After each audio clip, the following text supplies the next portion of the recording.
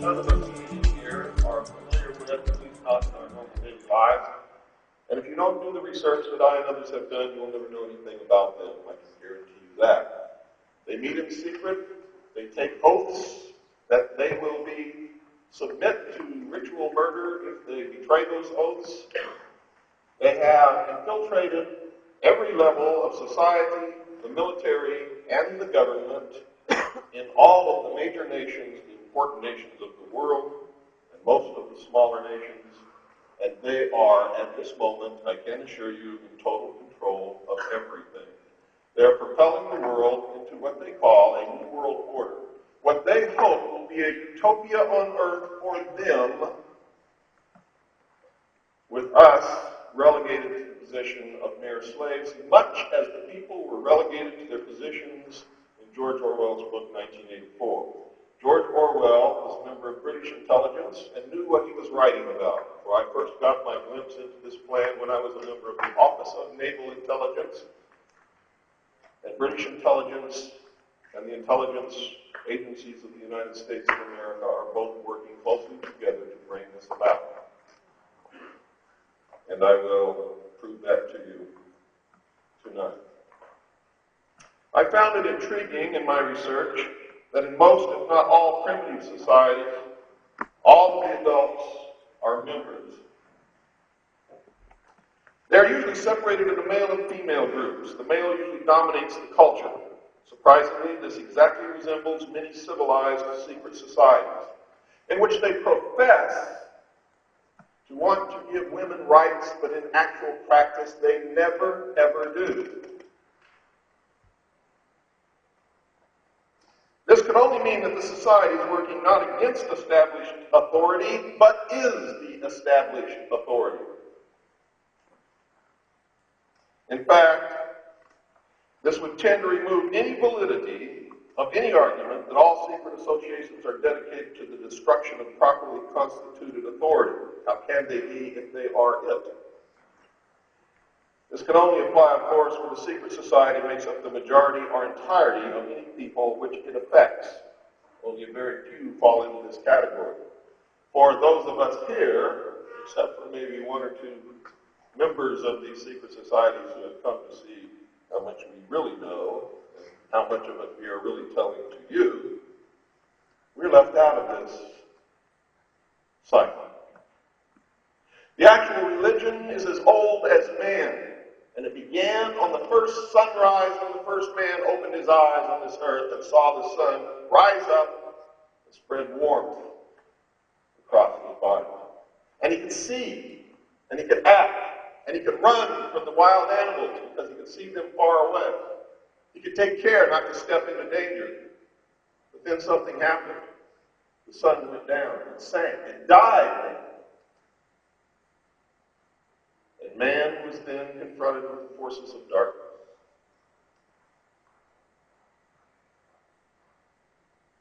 And man learned that the forces of darkness are not secure, that the beast can sneak up on him in the dark and eat him, that there is no warmth, that he must seek cover or shelter in order to survive. The next morning, however, man was surprised to see the sun was resurrected. It arose from the dead and again traveled across the heavens. It passed over and then died again. And this became the first religion, the worship of the sun. It was the first king who died to be resurrected to save his people. Now, to the priests of this religion, came later, this was all symbolism for the power of the God of the universe. The sun was the symbol of the God, and the God was called Baal or Baal, spelled B-A-A-L.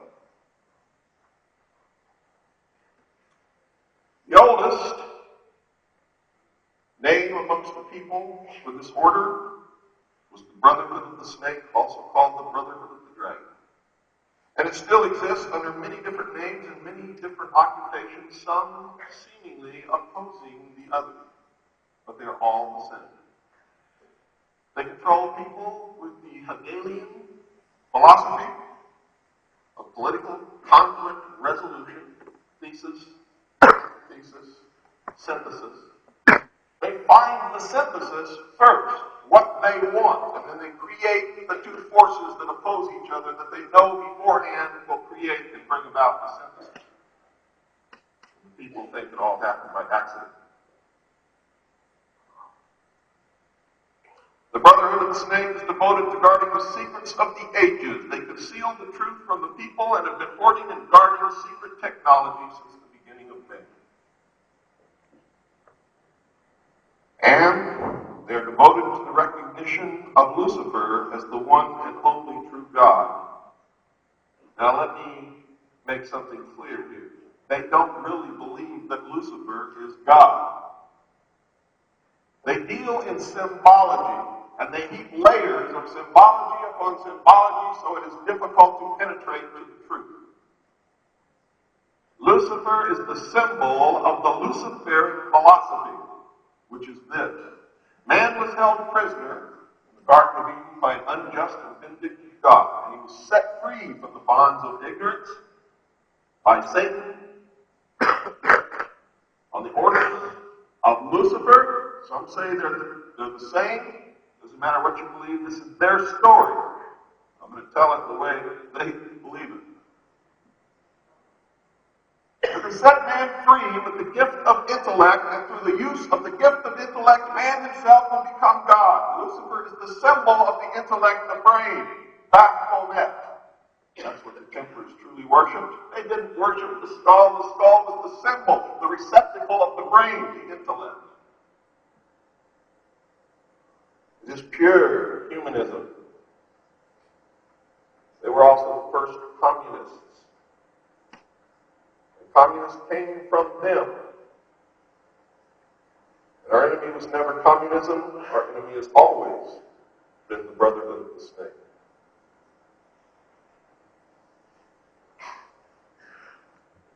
It is clear, ladies and gentlemen, that religion has always played a significant role in the course of these organizations and in human events throughout history. Whether or not you personally are religious makes no difference whatsoever. What religion you believe in also makes no difference whatsoever. If they have the power and they believe this story, or this philosophy, it will affect you no matter what you believe, no matter who you are, no matter where you live. That is the reality of the world. The quicker we understand that, the better off we will be. Communication with a higher source, often divine, is a familiar claim in all but a few of these organizations. The secrets of these groups are thought to be so profound that only a chosen, well-educated few are able to understand and use them. These men use their special knowledge for the benefit of all mankind, and that's their rationalization for the terrible things that they perform in order to reach the end. And they believe that the end always justifies the means.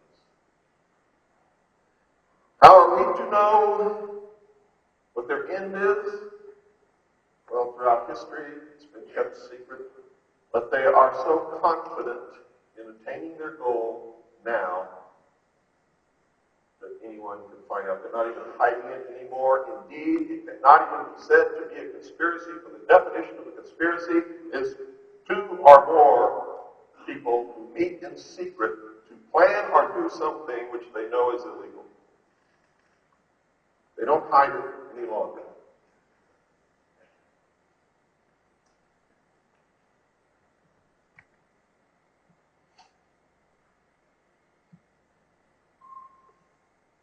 Forgive me, I have to pause every few minutes and wet my mouth because I have a sinus condition and the medicine I take dries everything up. Secret societies, folks, mirror events in everyday life. There's always an exclusivity of membership, And this is one of their holding forces that gets you to want to join, get you to want to stay and preserve the secret. With the resultant importance attached to being or becoming a member. This is found in all human endeavors, even those which are not secret, such as football teams or country clubs or your little clique on your block or your pub or whatever it is that you belong to. It's a human failing that we want to belong sometimes so much, we want to be loved so much that we give up what we should do in order to attain it.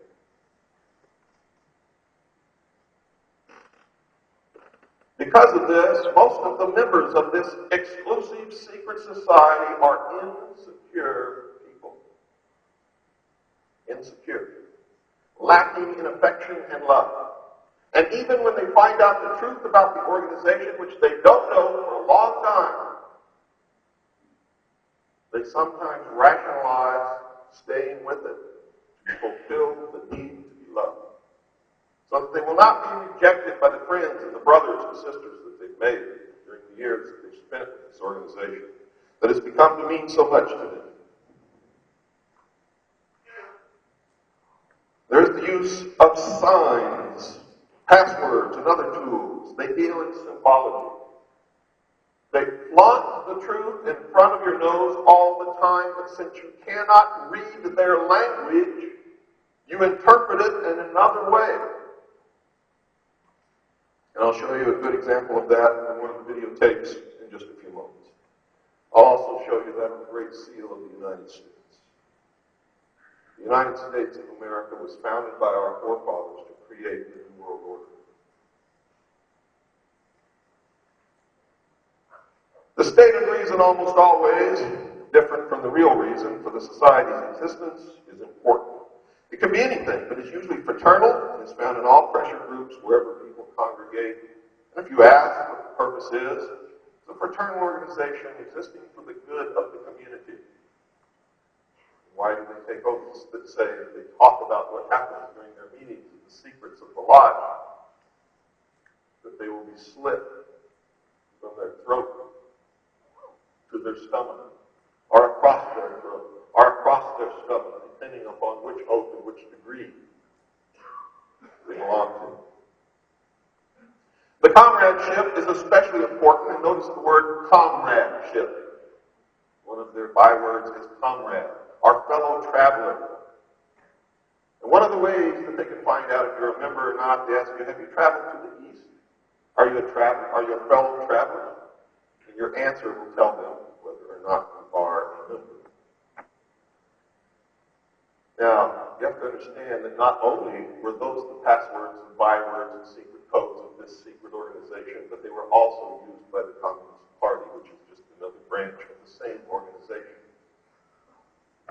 along with a religion that you just looked at, and another one called Mormonism.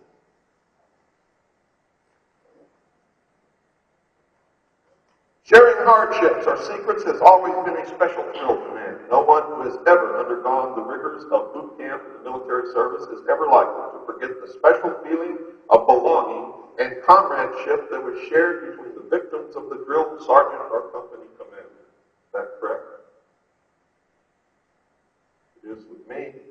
Or it's a traumatic experience. You are caused to die and be reborn, and that is what the process of initiation is all about. They destroy your previous life, your previous personality. They destroy everything that you've ever been taught in your life. They shave your head off. They make you all look alike, and you are reborn as a soldier in this unit, and your attachment to that unit never leaves you for the rest of your life. And it is brainwashing. It is the most basic form of brainwashing that there is. And all branches of the secret society requires that you be born again. You must suffer a ritual death to be born again. George Bush is a member of the Skull and Bones, which is a branch of the secret society. The ritual death lying naked in a coffin in the crypt at Yale University with a ribbon tied around his genitals, signifying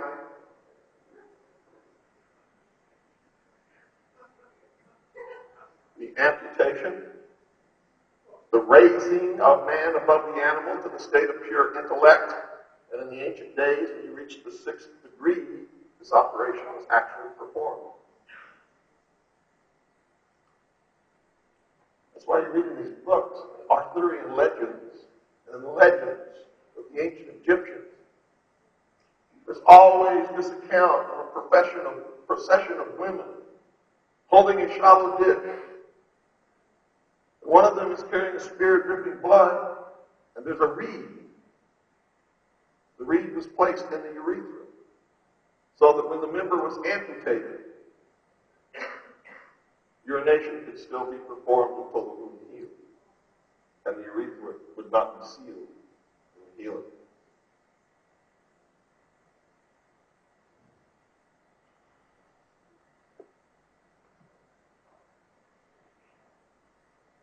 The most potent tool of any secret society, folks, is the ritual and myths surrounding initiation. And I use the example of boot camp in the military because most of us understand what that is, whether we went through it or not.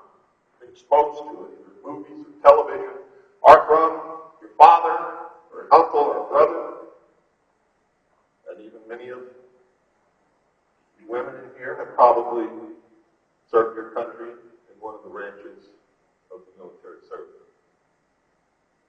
So you should be able to look back upon that experience and understand now better what happened to you.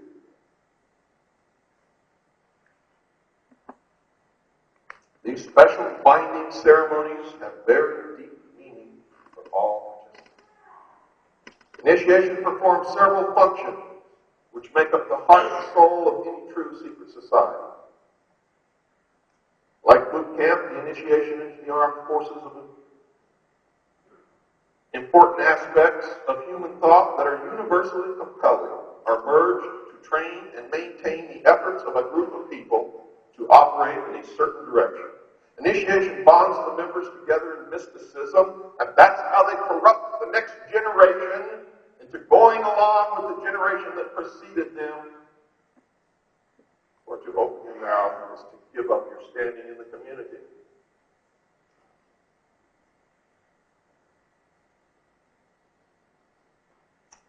Neophytes gain knowledge of a secret, giving them special status. The ancient meaning of neophyte is planted anew, or reborn. A higher initiation is in reality a promotion, inspiring loyalty and the desire to move up to the next rung and learn more. The goals of the society are reinforced, causing the initiated to act toward those goals in everyday life. That brings about a change in the political and social action of the member. And without even realizing the goal of the society, they are soon working to bring about the end, the completion of the ancient plan or the great work. The change is always in the best interest of the goals of the leaders of the secret society.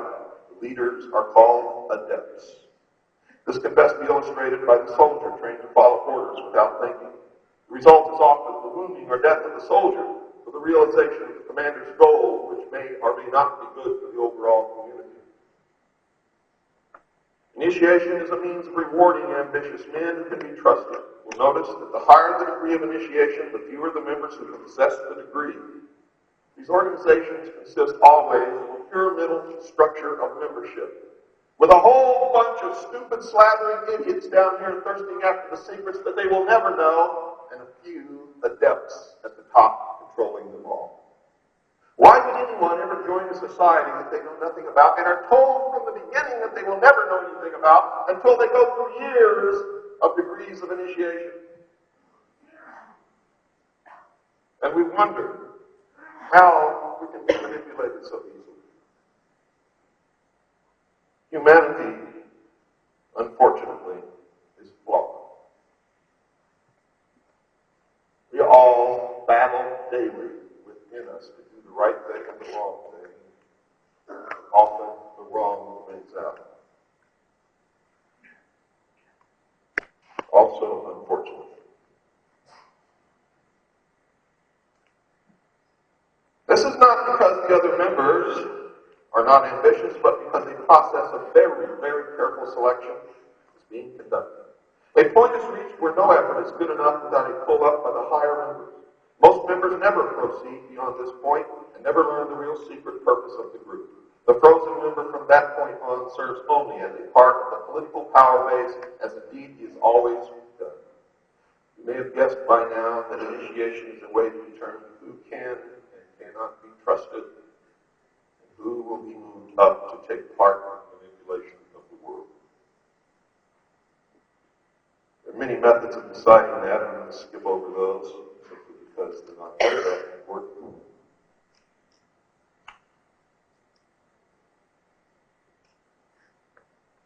One of the mysteries is that religion, in most instances, but not all, is but a tool to control the masses. Knowledge or wisdom is their only God. Lucifer is the symbol of that God. The sun is also the symbol of God. So is Osiris, Ra, the light. Since some people say that Lucifer is also Satan, they may be satanic. However, I have not been able to prove or disprove that statement. So I will in the pyramid, and whenever you see that eye in the pyramid, you are looking at an organization that belongs to the secret group. Whether you call it Freemasonry or the Ancient Order of the Rose and Cross or the Knights Templar or the Sovereign Military Order of the Knights of Malta or the Knights of St. John of Jerusalem, it makes no difference. They are all the same. Another symbol is the beehive. Another symbol is the circle with the dot in the middle. There are many more. But the pyramid with the all-seeing eye is the most prevalent, the one that you will see probably most often.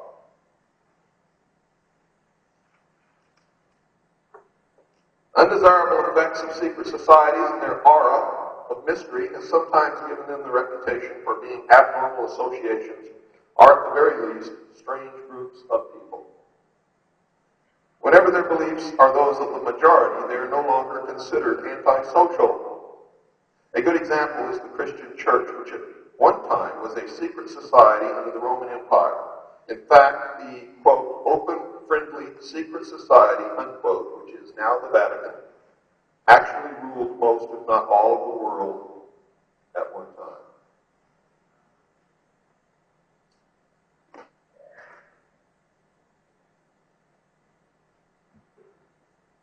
Since the beginning of recorded history, governmental bodies of every nation have been involved in maintaining the status quo to defend the establishment against minority groups that sought to function as states within states or to oust the constituted authority and take over in its place. In effect, they become governments within governments, veiled and hidden, but always the power behind the throne. Many of these attempts have succeeded, but have not always lasted. Man's desire to be one of the elect is something that no power on earth has been able to lessen, let alone destroy. And that is one of their greatest powers. It is one of the secrets of secret societies. It is what gives them a political base and lots of clout. Members often vote the same and give each other preference in daily business, legal, and social activities. It is the deepest desire of many to be able to say, I belong to the elect. I am one of the chosen few. I know secrets that you do not know. I am one of the masters. Houses of worship and sacrifice existed all throughout the ancient world. They were in fact temples built in honor of the many gods. These gods were there for the people. The priests knew the true esoteric knowledge and gave the people the exoteric, or the common interpretation. Esoteric means secret or hidden, and the people were never given it. These buildings functioned often as meeting places for philosophers and mystics who were believed to possess the secrets of nature. These men usually banded together in seclusive philosophic and religious schools and were known as the mysteries.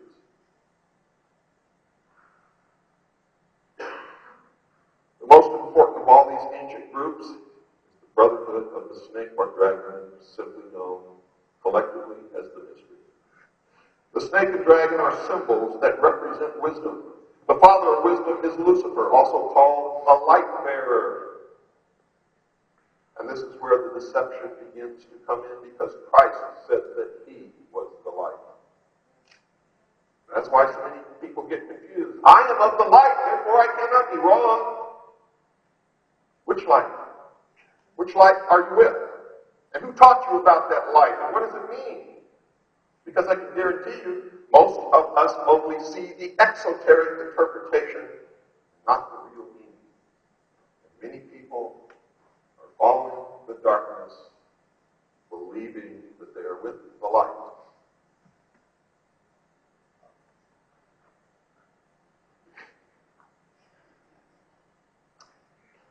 The focus of worship of the mysteries was the sun, also known as Baal or Osiris, Ra. The light, or Lucifer. Lucifer was the angel of light. It was the smartest angel in heaven. He had the most knowledge. He rebelled against God. He was flung down to the earth to be the master of the world.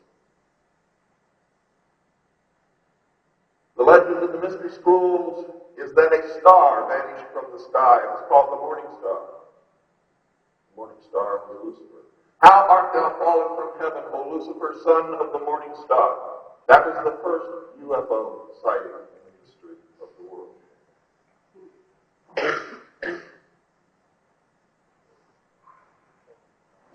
The sun is the representation of their God. Osiris was represented by the sun. That's a quote from Albert Pike. How art thou fallen from Lucifer, how art thou fallen from heaven, O Lucifer? Isaiah 14, verse 12. It is claimed that after Lucifer fell from heaven, he brought with him the power of thinking as a gift for mankind. Quote from Fred Giddings from his book Symbolisms in Occult Art. Most of the greatest minds that ever lived on this earth were initiated into the society of mysteries by secret and sometimes dangerous rites, some of which were very cruel. Some of the most famous were known as Osiris, Isis, Sabius, Civil, Elasis, and Baal. Plato was one of those initiates, and he describes some of the mysteries and his own initiation in his writings. Plato's initiation encompassed 3 days of entombment in the Great Pyramid, during which time he died symbolically, was reborn, and was given secrets that he was to preserve. Plato's writings are full of information on the mysteries. Manly P. Hall, 33rd degree Mason, stated in his book, The Secret Teachings of All Ages, that, quote, the illumined of antiquity entered its portals as men, they came forth as gods, unquote. The ancient Egyptian word for pyramid was kuti, which meant glorious light. Mr. Hall also says, quote, the pyramids, the great Egyptian temples of initiation, unquote. The pyramids, ladies and gentlemen, were never tombs. They were the temples of initiation of the worship of Lucifer. According to many, the Great Pyramids were built to commemorate and observe a supernova explosion that occurred in the year 4000 BC. Dr. Anthony Hewish, 1974 Nobel Prize winner in physics, discovered a rhythmic series of radio pulses which he proved were emissions from a star that had exploded around 4000 BC. And listen to this. The Freemasons begin their calendar from AL, which is in the year of light, Annus Luminis. Found by adding 4,000 to the modern year. That's 1990 plus 4,000 equals 5,598 AL. You can find these dates on the cornerstones of buildings where the cornerstone was laid with a Masonic ceremony. You will find them on most buildings in Great Britain. George Mikanowski wrote in The Once and Future Star that the ancient Sumerian cuneiform described a giant star exploding within a triangle formed by Zeta Pupae, Gamma Velorum, and Lambda Velorum, located in the southern sky. And the same tablets state that the blazing star that had exploded within the triangle would again be seen by man in 6,000 years. And according to the Freemasons' calendar, it will occur in what year? The year 2000. That's why we know, because their calendar ends at the date 6,000, that the completion of the great work is scheduled for the year 2000. That gives us a little less than 8 years, folks, to do something about this or join them.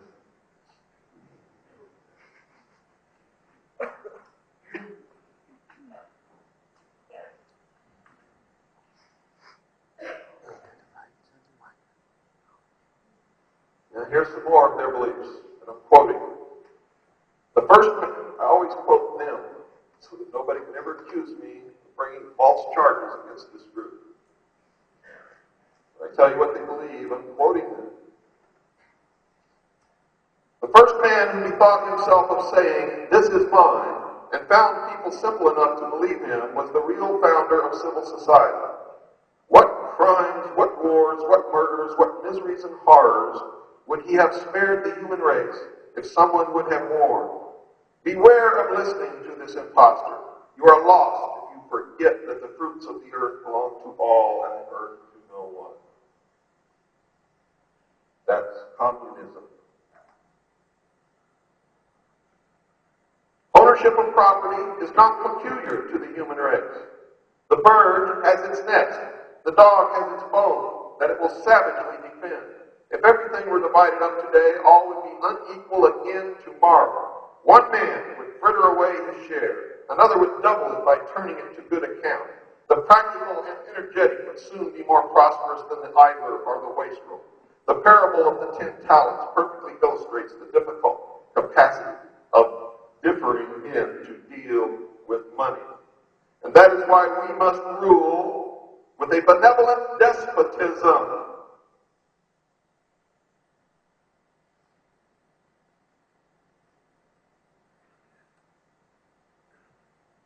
This is the precise language of internationalists today, and it is of course easy to point out the evils of exaggerated patriotism.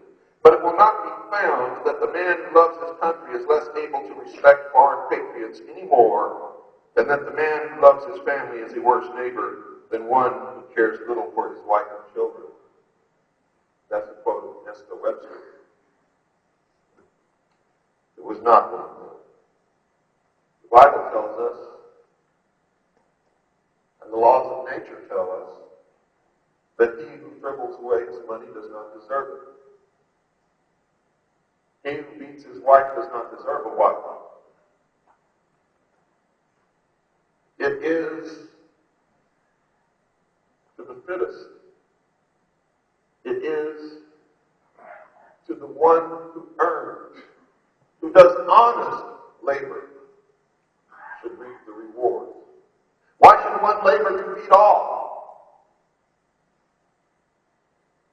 For in those kinds of societies, that's exactly what happens.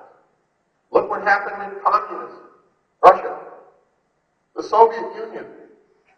One of the most frequently quoted sayings of the people in the Soviet Union was, "We pretend to work and they pretend to pay us."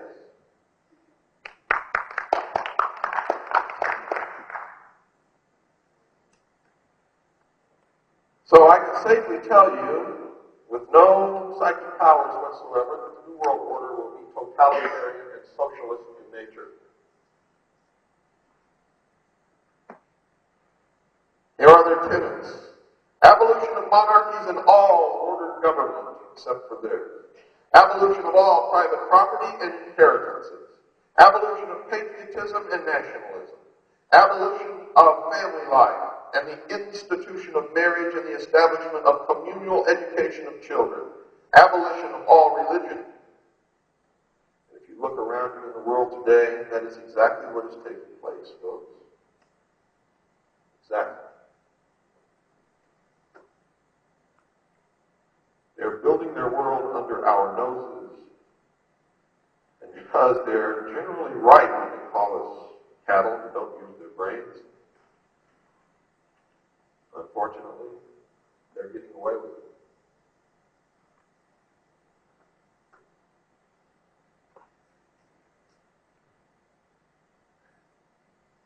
Cecil Rhodes, British subject, was a great friend of Albert Pike's, the man who established the control of the Illuminati in the United States for its evil intent. He was also a good friend of Giuseppe Mazzini, who was the head of the Illuminati in Europe. They corresponded frequently.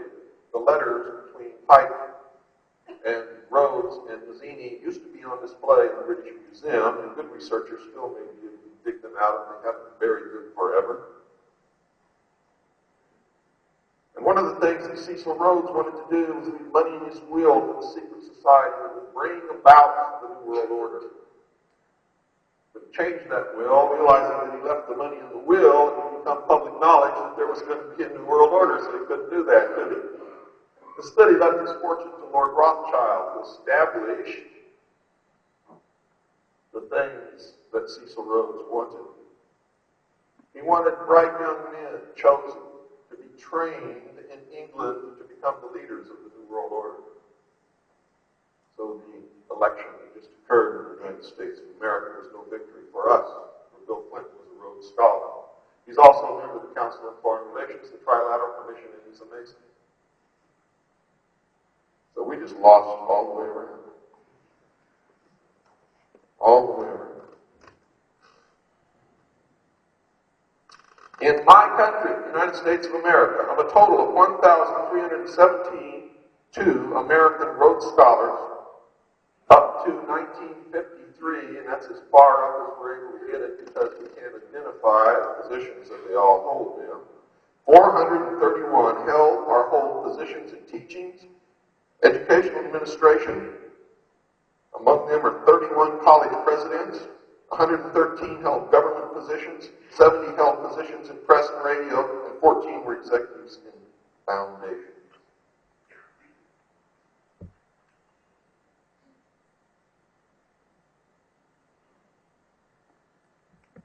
Here's what Adam Weishaupt said.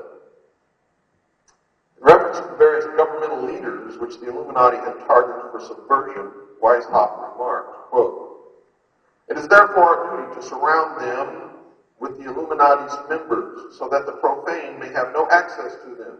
Thus we are able most powerfully to promote our interests. If any person is more disposed to listen to princes than to the order, he is not fit for it and must rise no higher. We must do our utmost to procure the advancement of Illuminati into all important civil offices. By this plan we shall direct all mankind. In this manner, by the simplest means, we shall set all in motion and in flames. The occupations must be so allotted and contrived that we may in secret influence all political transactions." That's why Franklin Delano Roosevelt said, "Nothing ever happens by accident. Everything is planned."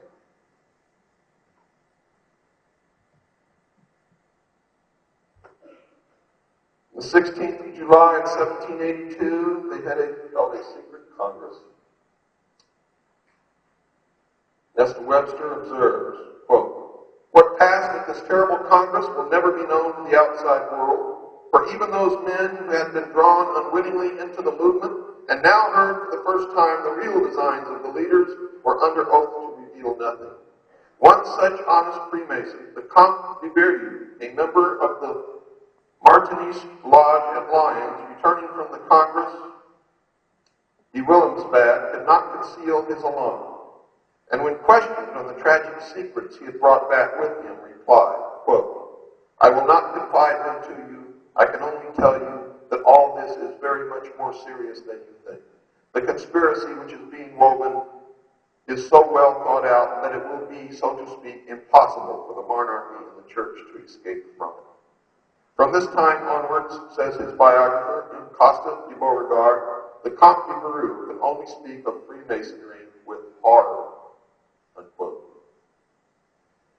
Shortly after that, a messenger writing from the Bavarian Lodge to another lodge in Germany was struck by lightning and was killed.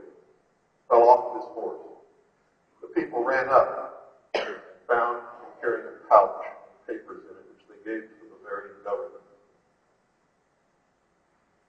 They were exact paragraphs out of what is now known as the Protocols of the Wise Men of Zion, which has been blamed upon the Jews, and the Jews did not write the point that I made very well in my book.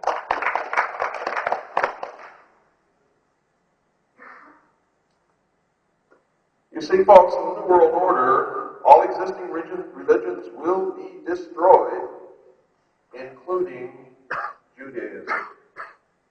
All of you who are persecuting the Jews, thinking that they're the cause of all of our ills, are falling exactly right into the hands of those who would enslave us.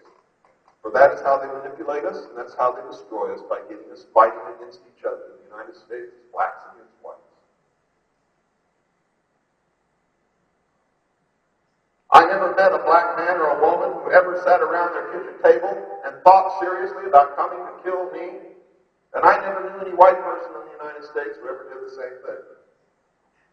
Yet constantly, social pressures are put upon us to battle with each other. And if you trace these social pressures, they always lead to the same place, the lodges of Freemasonry, which to this day are segregated. They have black lodges, but they're all black members. They have Jewish lodges, but they're all Jewish members. Yes, they do. It's known as the Order of the Eastern Star. The Eastern Star, remember the morning star? That's Lucifer. You'll have to ask Margaret. I live in the United States.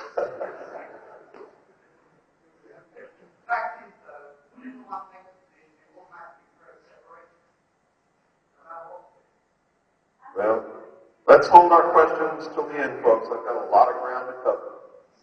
I realize this is upsetting. I realize that some of you have family members who belong to this organization. I realize that some of you are hearing this for the first time and don't really understand what the hell it is you're hearing. But please be patient.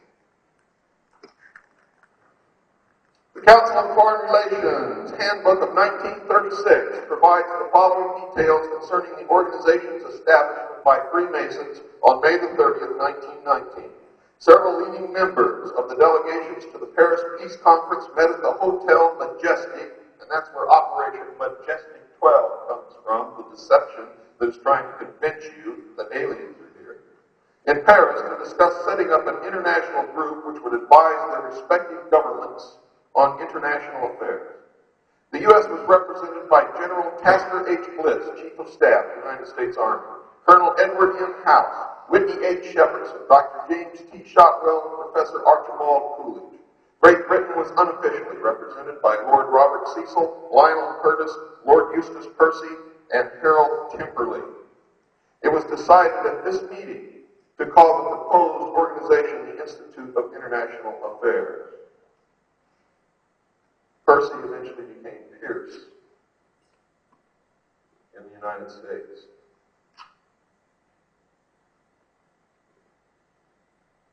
George Bush is a member of that family, as is his wife.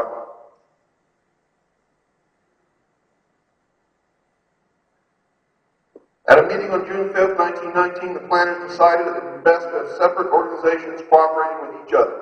Consequently, they organized the Council on Foreign Relations with headquarters in New York and a sister organization, the Royal Institute of International Affairs in London, also known as the Chatham House Study Group. To advise the British government, a subsidiary organization, the Institute of Pacific Relations, was set up to deal exclusively with Far Eastern affairs.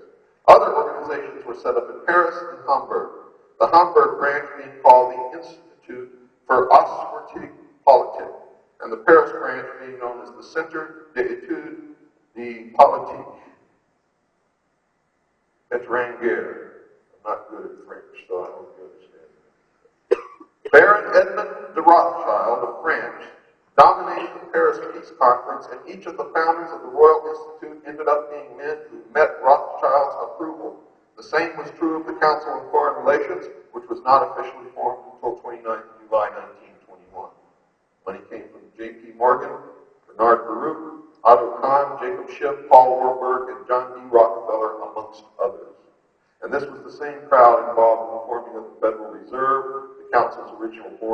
directors included Isaiah Bowman, Archibald Coolidge, John W. Davis, Norman H. Davis, Stephen Dugan, Otto Kahn, William Shepard, Whitney Shepherdston, and Paul Warburg. And the center of power was with the Knights of the Golden Circle in Cincinnati. I do most of my research, ladies and gentlemen, through genealogy, because I have found that they pass their membership in these organizations down from father to son, and they intermarry to keep the power within great families. This is called an oligarchy. Now, one of the great initiation rites in Freemasonry is the story of Hiram Abiff. And the story goes that the master mason was building the Temple of Solomon, which is all allegory. It doesn't mean anything about the real Temple of Solomon. They deal in symbols. The Temple of Solomon is the temple of the sun. The knights of the temple are the temple builders. The temple is the body of man, which they strive to make perfect. And when man has reached the perfect state, he will be known by the number 666. That's what all this New Age gobbledygook is all about. It took me years to discover this, and I thought I was never going to do it. But I finally did. It made me so happy.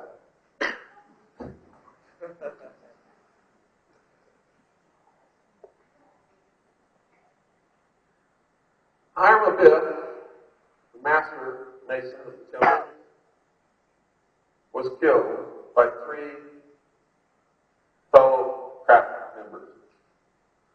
He was struck in the back, in the throat, and in the head. This symbolized, folks, not a real murder that actually took place in history. That's for you to think. It symbolizes the oppression of the order, the religion of Baal, by the state, by the church, and by the mob. And they are sworn to avenge the death of Hiram Abiff by destroying the state, the church, and shackle the mob. Who do you suppose the mob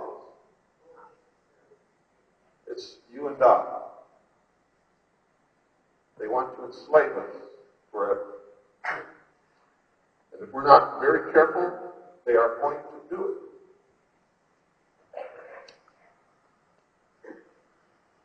You hear all this talk of Isis and Osiris and the Earth Mother. And nobody really knows what that means. Also, some people profess that they do. And when you think that you do, you are holding with your teeth to the butt of the exoteric joke. I'm going to give you the true meaning now.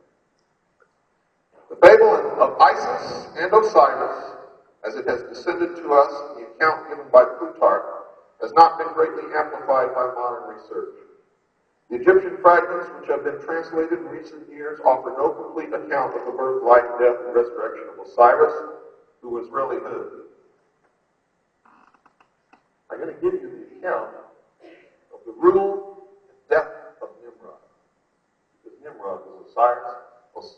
Nimrod was the first priest in the cult of worship of Baal. And the story of the life and death of Osiris is the story of the life and death of Nimrod, who represented their god, Lucifer. The ancient Babylonians, Nimrod was the light, the chief priest. He was the one who created the religion in the first place, built the city. He taught the men how to make war, go kill animals. According to legend, his wife taught the women how to plant and harvest crops. This is what is meant by the gift of intellect, knowledge to man. Does everybody follow me, I hope? If you get lost in this, heaven help us all, because it's complicated.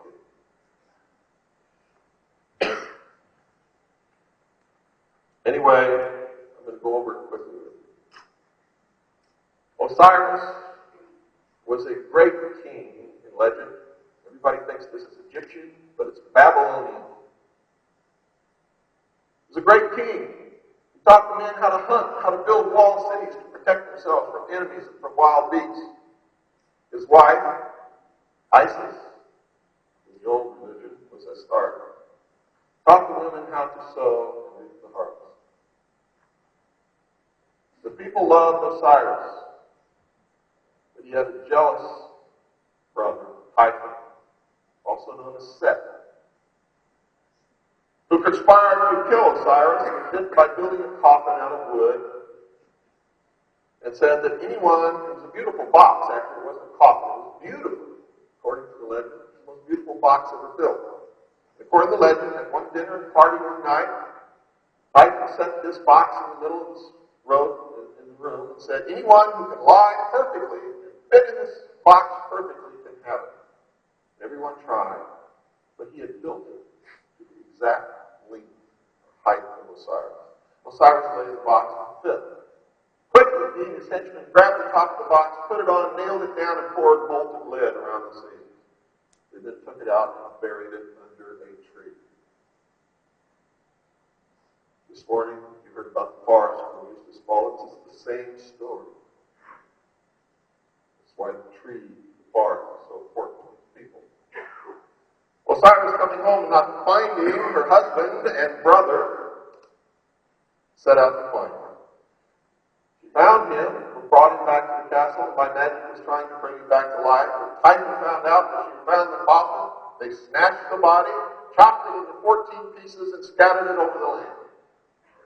Isis, in a fit of rage, flew out to find the pieces. She found all save one. She found all the pieces except for the penis of Osiris, which is also known as the lost word of Freemasonry, or the generating force, the G in the middle of the star, denoting generation. And so, she made a substitute. Some stories say out of wood, some say out of gold. But the religion in their altars always had a gold penis, which in later years became an obelisk. The obelisk is the penis of Osiris. It's the symbol of the presence of Lucifer.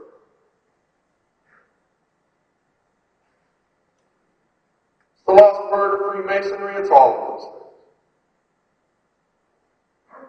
Isis, in her sorrow, changed into a hawk and hovered above the body in a magical ceremony and became pregnant with a child, Horus.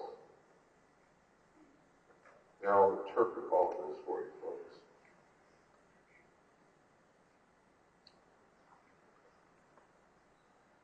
Osiris, the black god of the Nile, must be regarded as the personification of an order of learning. For Plutarch identifies him beyond question with the holy doctrine or the mystery tradition, as Thoth personifies the whole sphere of knowledge. And it was through his assistance that Osiris came into being. So Osiris embodies the secret and sacred wisdom reserved for those who were proficient in the ancient rites. It's important to understand that. Unquestionably, Osiris was later confused with other members of that vast pantheon of divinities which developed in the decadent period of Egyptian religious culture, but to the elect he represented to the end primordial knowing, the gift of intellect to man by Lucifer,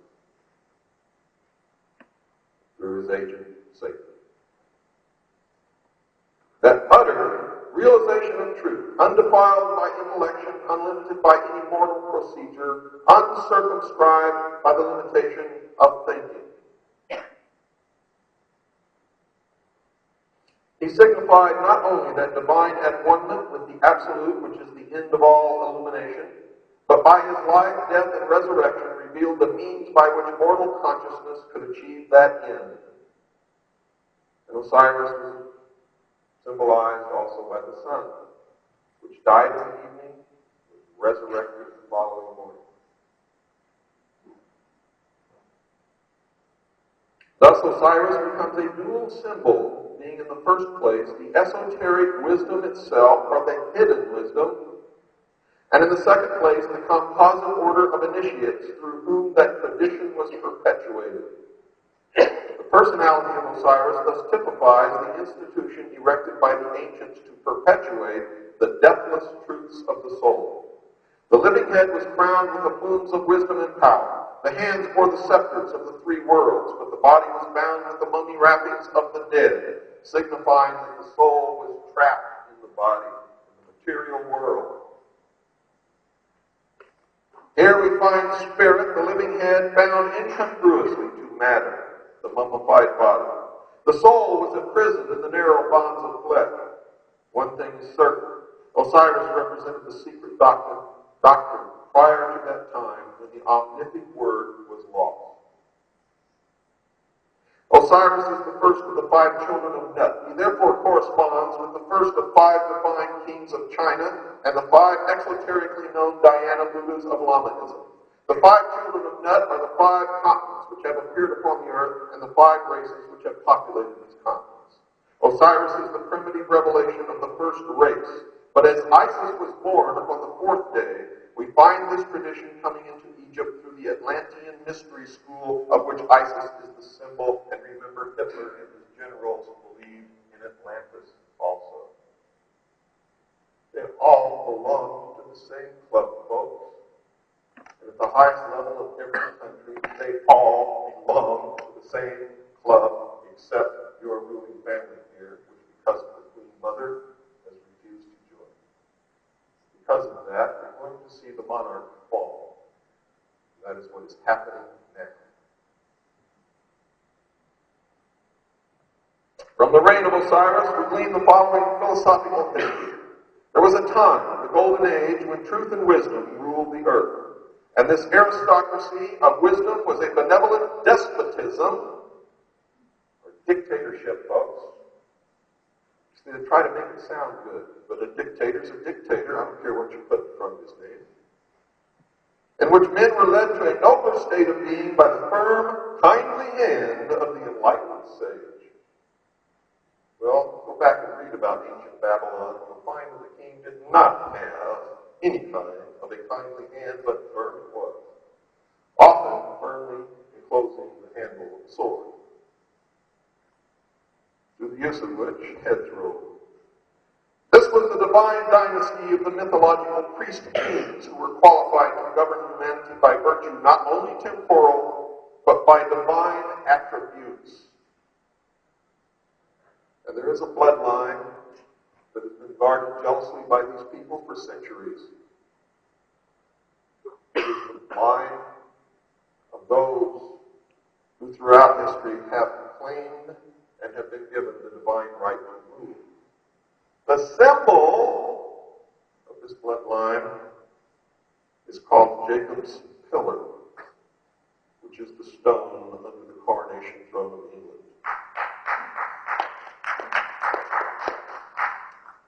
Through his priests, Osiris, representative of the hidden tradition, ruled the entire world by virtue of the perfection resident in that tradition. If we concede that Osiris is the positive pole of the universal life agent, then Isis becomes the receptive pole of that activity, and that is the meaning of the Star of David, the androgynous God, the male and female in one body. For the triangle is the symbol of the male, and the delta is the symbol of the female. And if you look at them with an open mind, they resemble the actual genitals of the two sexes.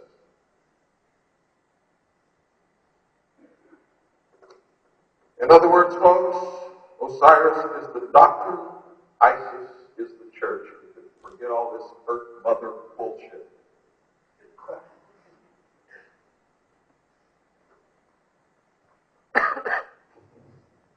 As in Christianity, it is customary to refer to the church as the bride of Christ.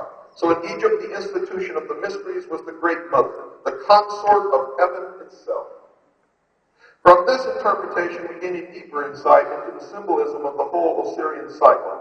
Isis becomes the temporal order of the priesthood, the accumulative body of initiates. She is personified as the temple. She is the mother of all good, the protectress of all right, and the patron of all improvement. She ensures nobility, inspires virtue, and awakens the nobler passions of the soul. As Diana of Ephesus, she is the multimamia who feeds all creatures from herself, and that is the true meaning of the statue with about 13 breasts. It's not lewd. It's their symbolism that Isis is the multimamia who feeds all creatures from herself. And I'm not saying I agree with any of this, just telling you this is what it is. This is the truth.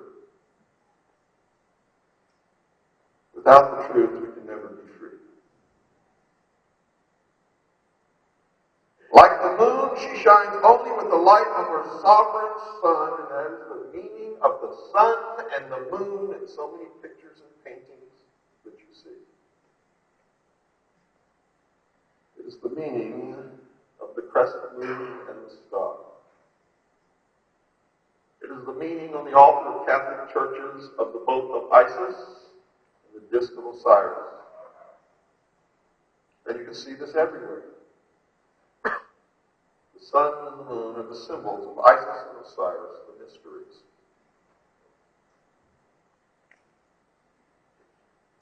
Like the moon, she shines only with the light of her sovereign sun, even as the temple can only be illumined by its indwelling truth. The temple is the body, remember? Can only be illumined by its indwelling truth.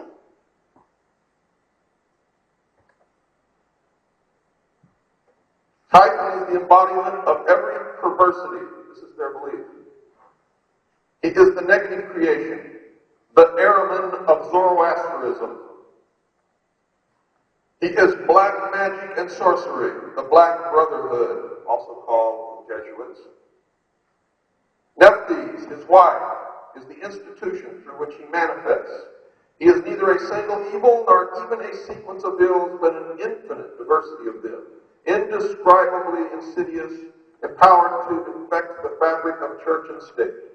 Typhon lured Osiris into the ark of destruction at the time when the sun enters the house of the scorpion. Hence we know him to be the eternal betrayer, that ageless Judas, who undoes all good things and inevitably presages ruin. And according to the mysteries, Christ represents Osiris, and Judas is Typhon, in the mystery of the Christian religion. And once again, I'm not saying I believe this, just telling you this is what they believe. And if they hold the power, it will affect us no matter what we believe. Please understand that. He is the power of the physical universe which is constantly seeking to destroy the spiritual values locked within its substances. He strikes in the 8th month. Suppose that a child delivered in the 8th month of the prenatal epoch cannot live because of the curse of Typhon. Osiris was born in the 7th month, and that's why the United States Declaration of Independence was signed in July. I'll show you that later. All of our forefathers in the United States were Freemasons. Every member of the party who formed the Boston Tea Party and threw the tea into Boston Harbor were Freemasons. Paul Revere was a Freemason. George Washington was a Freemason. Benjamin Franklin was a Freemason. Thomas Jefferson was a Freemason. Learned Jesuit father Susan Typhon Cain and his brother Osiris Abel. See how they turned it around? Truth is, nobody knows who anybody is. They don't know either. You know how they can tell who is one of them? If you consent to be one of them and keep the secret, you are one of them. Doesn't matter if you are Jew, if you are black, if you are white, or what religion you belonged to before you joined. George Bush is a member.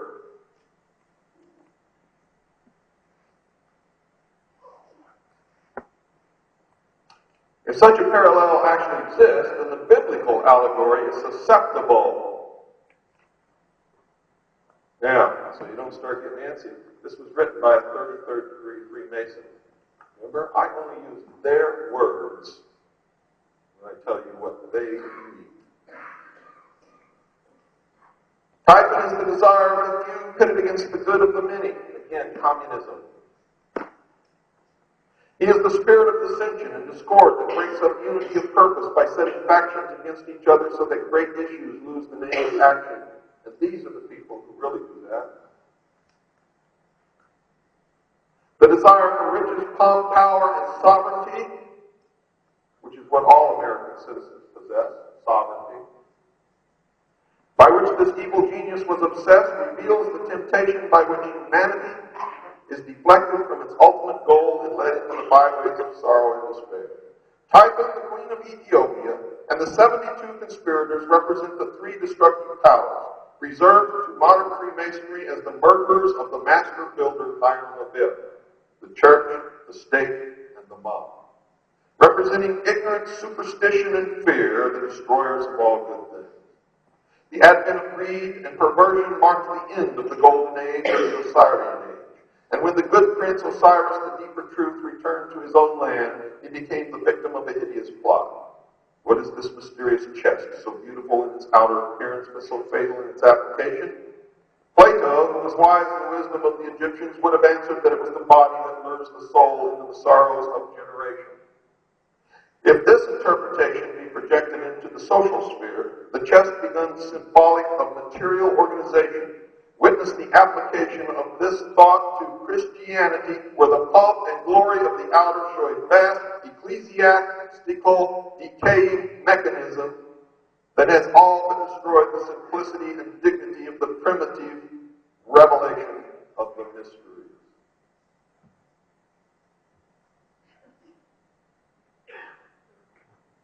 Christians will not be allowed to live in the New World Order. Neither will be the followers of Judaism, Islam, or any other religion. There will be a new religion, a humanist religion, where man will be God and religion will change with the needs of man. Christ will become a consciousness. And you will all worship Him. Except for a few of us who will refuse.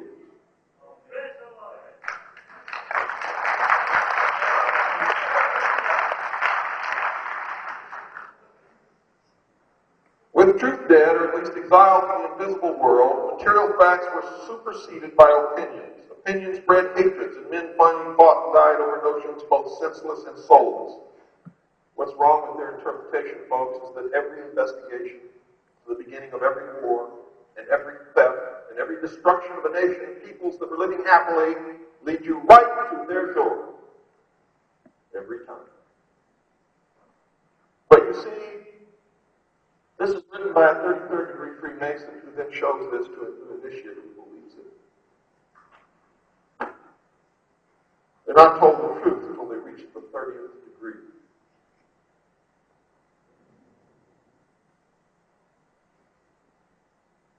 In the dark ages of uncertainty, when reality hid its face and no man dared to know, the leering Titan ruled his ill-gotten world, binding men to himself by breeding 1,000 uncertainties to sap courage and weaken conviction. And in that, they're absolutely right. During the Dark Ages, the oppression of the Catholic Church was horrible. And anyone who whispered anything that disagreed with the utterances of the Pope were burned in the stake. Men ask, why seek to know? Knowledge does not exist. Life is a cruel jest, purposeless, and of short duration. Because the human mind demanded intellectual expression, Typhon sowed the seeds of intellectual confusion, so that numerous orders of learning appeared which were convincingly plausible but untrue. These various orders of thought survived by catering to the weaknesses and limitations of the flesh. Today our great industrial civilization is feeling the heavy hand of an outraged destiny. The evil genius of our ambitions has again undone us, and our follies crumble about us. Titan rules the world. The earth today is the arena of the ambition, which is another lie. You see, because when you investigate who really rules the world, these men occupy the top positions in every country of the world. Remember, Satan is the great deceiver. What then of Isis, the mother of the mystery, she who was so defiled and desecrated by the profane that her sages and prophets were forced to flee into the wilderness to escape the machinations of the evil one? Is she not the woman clothed with the sun? of Revelation who flees with her man-child into the wilderness to escape the evil purposes of the great dragon? That's what they believe. The glory of Egypt ceased with the death of Osiris. The mighty temple still stood, but the God who illuminated them had gone. The priests bowed helplessly before the dead embers of their altars. One by one, the sanctuaries crumbled into ruin, and the custodians of these ancient truths hid themselves in obscure corners of the earth, lest they be hunted down and slain for the sin of dreaming and hoping for a better day. Isis then, as the scattered but still consecrated body of initiates, began the great search for the secret that was lost. In all parts of the world, the virtuous raised their hands to the heavens, pleading for the restoration of the reign of truth. Well, that can't be true, because none of them knew anything about anything or who they even were until they went up the ladder of initiation. This congregation of those who prayed and labored and waited, the great congregation of a world in anguish, this is Isis in sackcloth and ashes searching for the body of her Lord. Now, I can go on, but I think I'm going to stop right there because I've got a lot of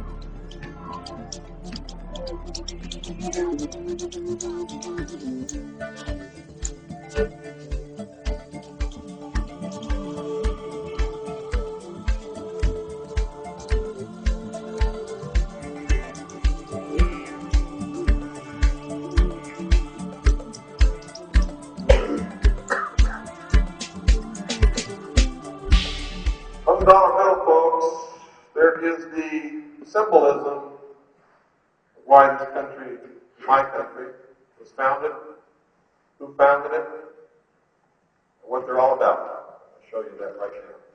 And I believe I'm the first one that's ever truly interpreted this.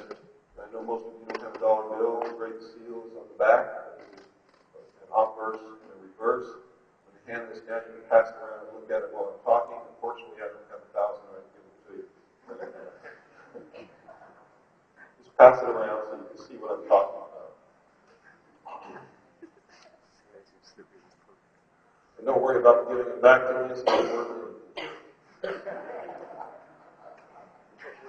It says it's a note. Try to redeem it. They'll laugh at it. For those of you who really know what a note is.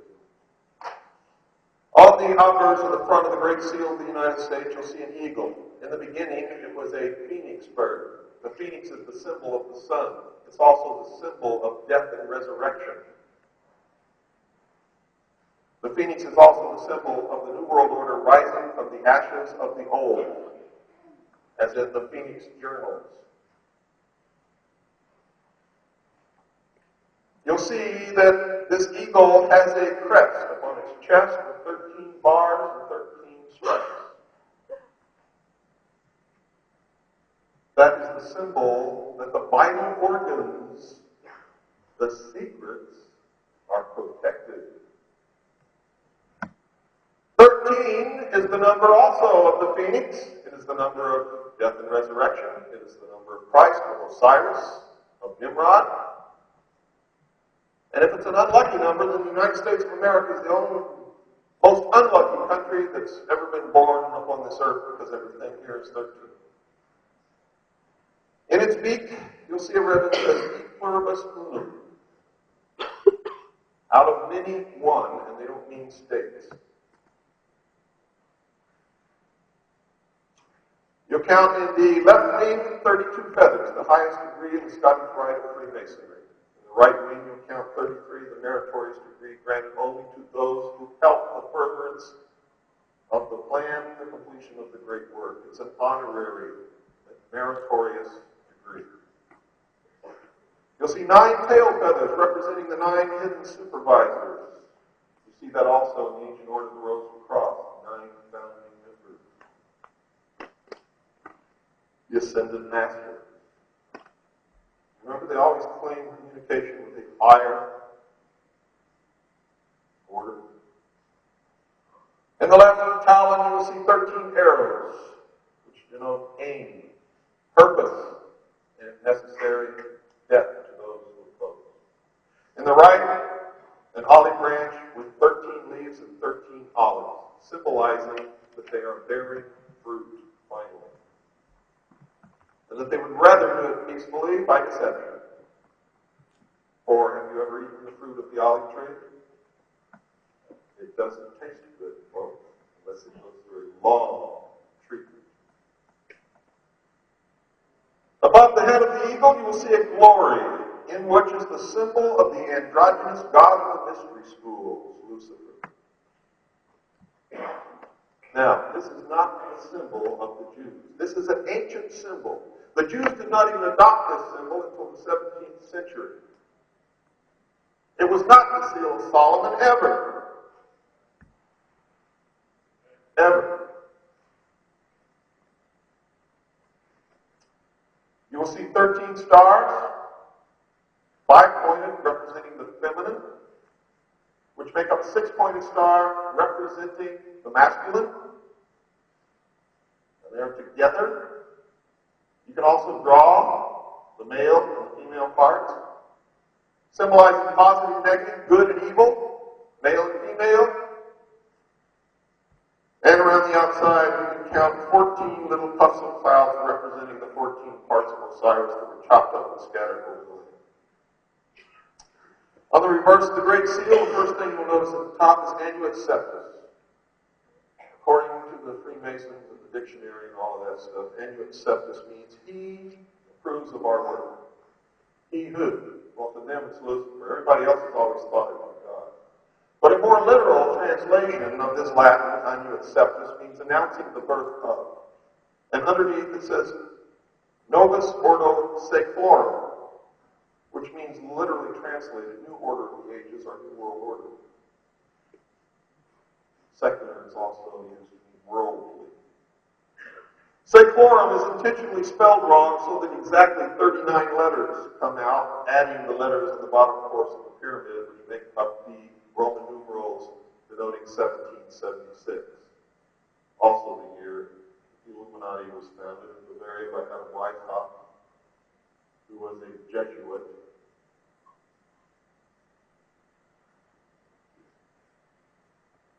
Why is that significant? Exactly 39 members of our forefathers signed the Constitution. There are exactly 39 core members of the Bilderberg Group. It is the occult symbology, 3 times 13. The Trinity, 3 times. The order of the trapezoid. The pyramid, the pyramid, the pyramid, and the pyramids below the pyramid. Anybody who's made movement has heard that. I guarantee you didn't know what it meant. You'll see behind the pyramid is a barren desert, meaning when they left Europe, they left persecution behind, and before the pyramid, you can see the growing of green things. We've sown our seeds, and they are now beginning to grow. The pyramid has exactly 13 courses, and it's topped by the eye of Horus, the all-seeing eye. The body of initiates represents the eyes of the whole. It's also the eye of Osiris, which means that you can't meet anywhere or do anything without one of them watching you. It's not the eye of God, it's the eye of him. It's a warning.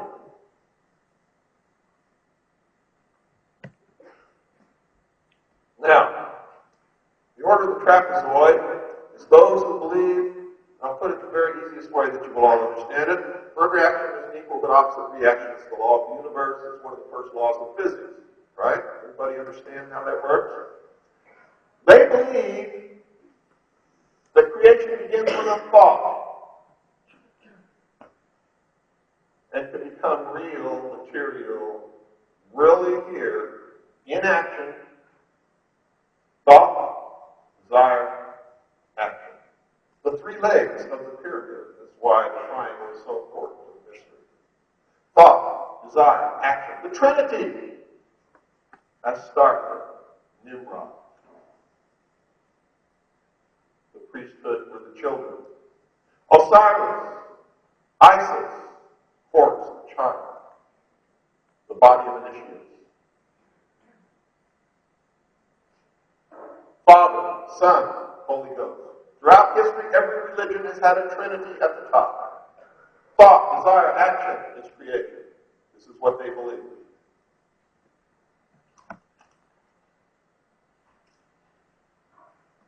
So, 3 times 13, folks, is the Trinity. Death and resurrection. And I knew that this was the key for years, but I didn't know how to work the formula. So I met a New Age guru who sat down and was telling me all about the positive and negative, the pyramid, below the pyramid, and how if the minute something is created, its opposite is created at the same time, and the light bulb. That's the key. Because that's their philosophy in a nutshell. And if that's really true, because remember, it's the androgynous God. Nothing can appear on this earth or in this universe that's positive without a negative. Further action is an equal but opposite reaction. If it didn't, nothing would work. And that's why I'm telling you right now, there will never be all good in the world. Flies in the face. One of the primary laws of the universe, unless Christ can come down here and work some magic, and I sincerely hope that he comes soon.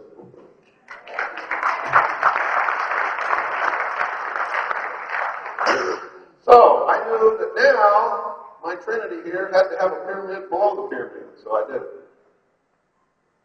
And then I went back and studied my forefathers, because I knew this nation was created for a reason, and everybody's talked about it in my country since the inception of this country, the secret destiny of the United States of America. Everybody talks about it. Nobody knows what it is. So I knew also that if all this other stuff was on the Great Seal, then the identity of our forefathers and what they were up to would also be on this Great Seal, and it is. On the bottom, of course, of the pyramid of the Roman numeral 1776. Also discovered that Benjamin Franklin and Thomas Jefferson both were probably the 2 best astrologers that ever lived in their day. And it was them who calculated the exact date and time that the United States would be born by the signing of the Declaration of Independence. So I just merely took this and plugged it into the formula. The generative force is the male part, the penis of Osiris, the lost word of Freemasonry. So I have to do it with the top pyramid, the penis, the generative part. So all I did was plug this in. I didn't even change the order of the numerals at all. M, D, C, C, L, X, X, V, I. I just put them where they naturally belong, starting with the apex of the first triangle and moving right across in the exact order that they appear. So what have I got? Across the top, I got MCX. That's 1,110. Being the researcher that I am, I quickly latched on to what that meant. That is when the Priorate Sion founded himself upon the Temple Mount in Jerusalem and began its search for the relics of the religion of Christianity and the mysteries. Everybody thinks the Priorate Sion is a priorate of the Catholic Church, and it is not. The Priorate Sion quickly commissioned 9 others to help them search the caves in the Temple Mount to find the relics. These men, 18 years later, became the first 9 members of what is now known as the Knights Templar. So our forefathers were Knights Templars.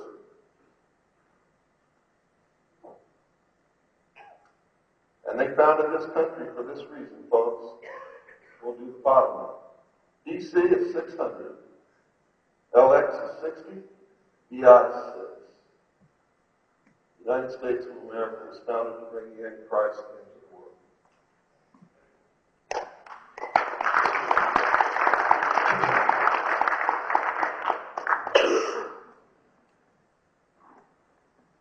Now, I'm going to make it real for you, folks. I need the first video, please. And the lights off on the stage.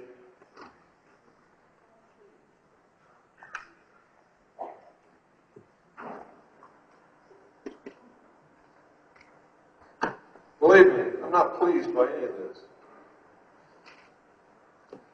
This happens to be true.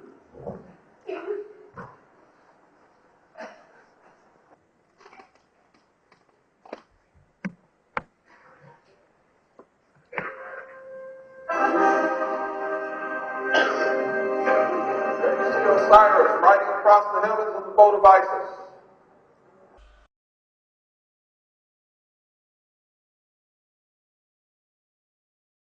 And let's have the next one. Oh, wait, hold up on the next one for just a moment.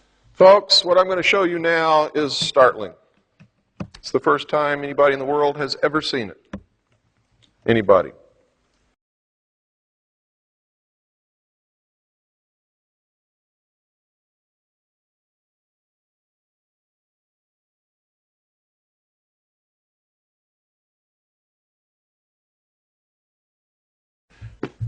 It's probably the most dangerous thing I've ever done, what I'm going to do now.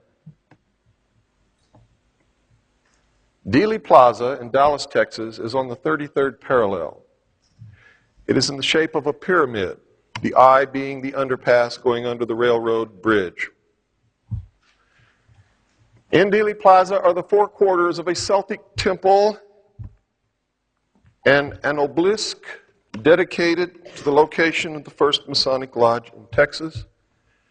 It is an outdoor pagan Masonic temple of the Scottish Rite. The first and only Catholic president in a Freemason founded and controlled country. He was shot in the back, in the throat, and in the head, the exact same wounds suffered by Hiram Abiff in the Masonic initiation. With one blow, the Scottish Rite of Freemasonry destroyed the political will of the American people, struck a serious blow to the Catholic Church, and crippled our country.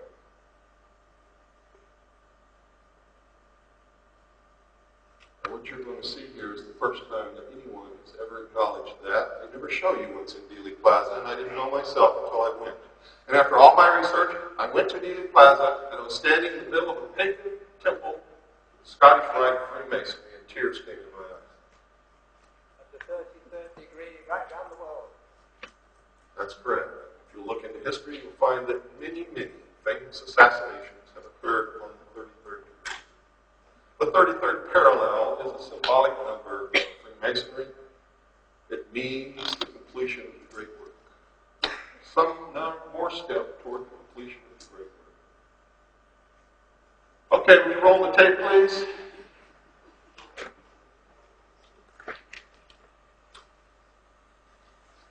Could you dim the house lights, please? Thank you. You can see Dealey Plaza, the obelisk where Kennedy was shot, the sixth floor window is a perfect triangle. Also, where Oswald was shot is another triangle. You can see the four quarters of the Celtic temple, which indicates the Scottish Rite. That's the grassy knoll. We rented a helicopter and did a flyover. That's the grassy knoll there. That's the railroad yard behind.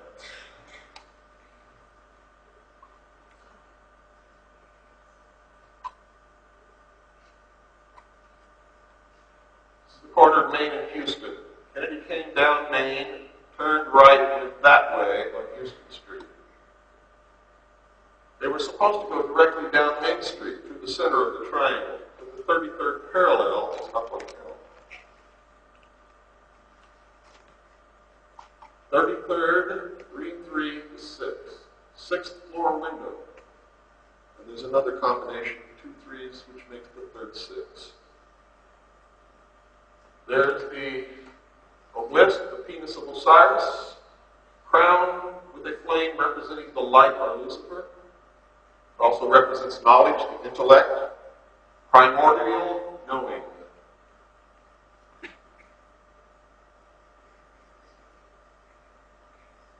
We never showed anybody this in television or in the movies ever. They don't talk about it in books. And this 5-pointed star on top? No, that was a flame. First, Fraternal Lodge. We called the Historical Society to make sure it was the Scottish Rite of Freemasonry. The plaza is named after a man named Dealey, who was a prominent Freemason in the city of Dallas. John F. Kennedy was the sacrificed king.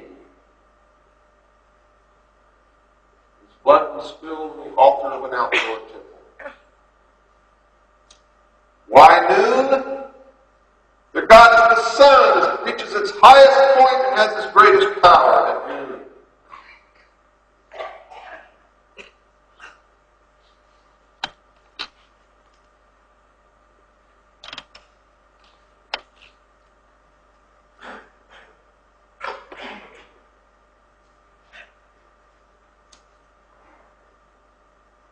It's ironic that the symbol of Lucifer, the eternal light, has been placed upon the dead king's grave.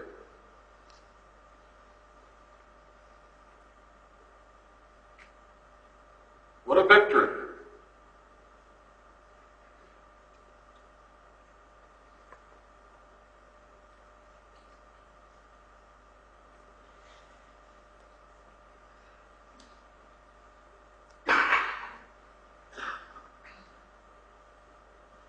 Who are the Scottish Rite of Freemasonry? They are the Knights Templars, the world's first international bankers, and they are still the world's international bankers.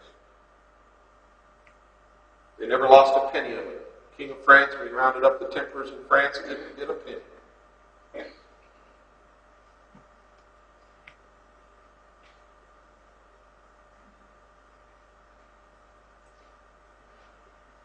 And that, folks, is where Lee Harvey Oswald was shot. They never told us that that was in Dealey Plaza either. All sacrifices must be performed in the temple. That's the old Dallas courthouse. And on the roof you will see the symbol of the Brotherhood of the Dragon.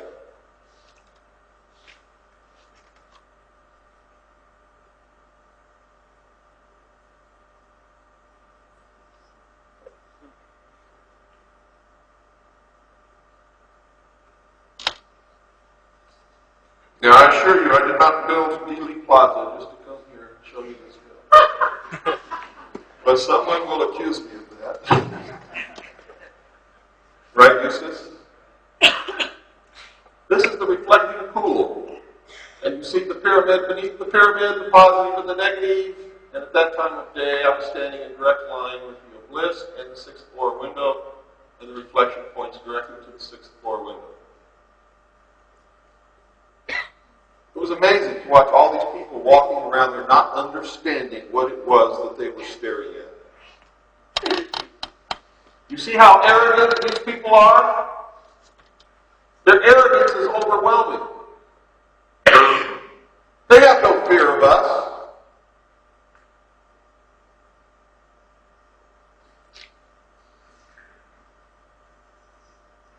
But this may make them think twice for a little while.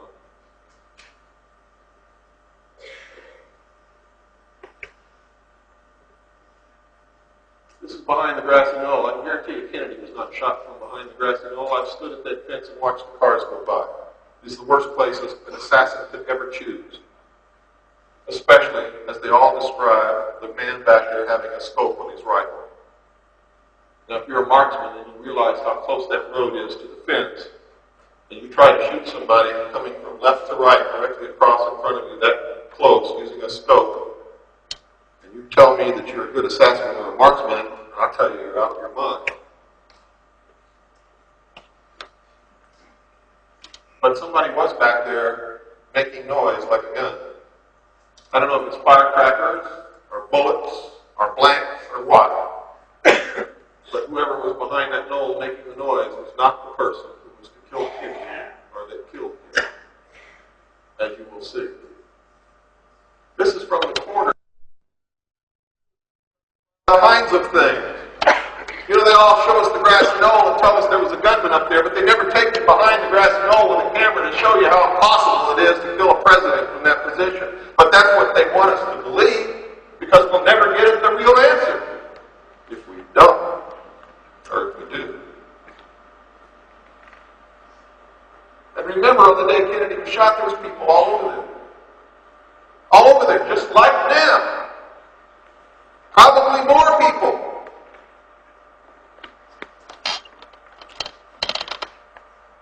Grassy knoll theory is a problem.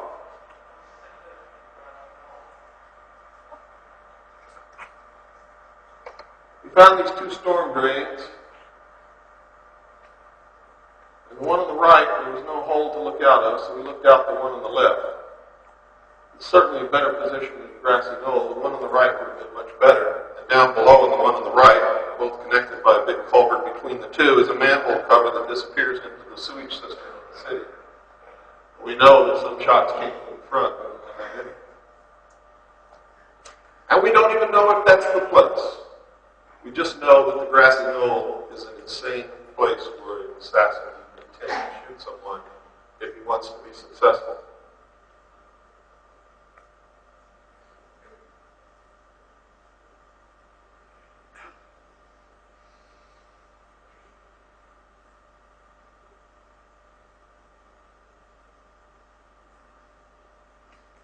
This is from the abutment. You can see that that's no place. Really, the only good place is up on the bridge. A better place would have been on top of the railroad cars that were parked on the railroad tracks up on the bridge, firing with high-powered rifles directly at Kennedy as he came toward them with silencers on the rifles. And that's where they found the three tramps, one of whom we know was Howard Hunt.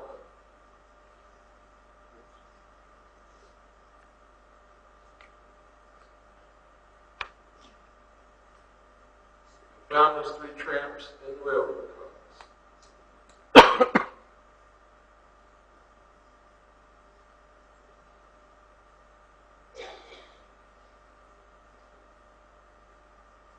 See, we're still on the abutment. We're not even up on the bridge yet. The shot gets better all the time.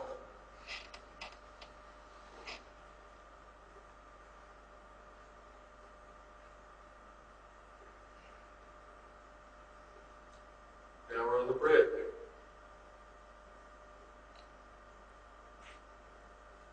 Still got a sign in the way. See, folks, there was no exit wound for the throat wound. No exit wound. The doctors who probed the hole in the back said it only went in a half an inch and stopped, which means it was probably made later to fulfill the wound in the back, throat, and the head. They tried to disguise the throat wound by cutting a tracheotomy and scarring it all up, and it was never probed, but we know that the back wound never went anywhere. Now that's a perfect shot, whether it's from laying down and firing through the balustrade or from the top of one of the boxcars on the railroad tracks. But we still don't really know. And maybe we never will. And it's not important at all when you understand the organization was the Scottish Rite of Freemasonry. They also founded the Ku Klux Klan.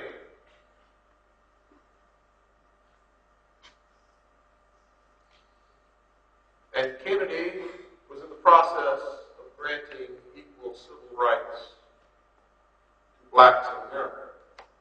Aside from the fact that he was Catholic, and And he was striking at the bankers even more because he was printing United States notes, non-interest, demanding our merit. That wasn't there in that day. If it had been, maybe a whole restaurant would have seen him kill Kennedy.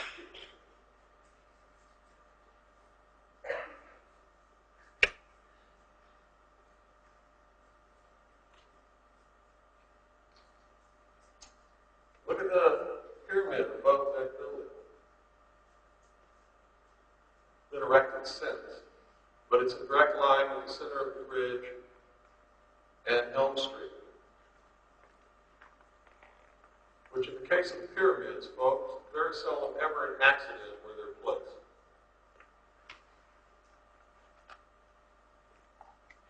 That's looking directly up Main Street. That's the route Kennedy should have traveled.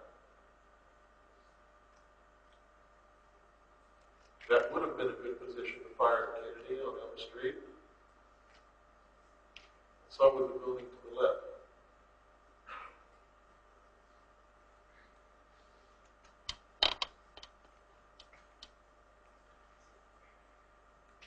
But the building behind which is the pyramid would have been an even better spot because it's a direct line. The best place for an assassin to stand if he's using a rifle is directly in front of the person he wants to kill or directly behind. Behind is the worst. Since the target is going away, it's getting smaller in the scope.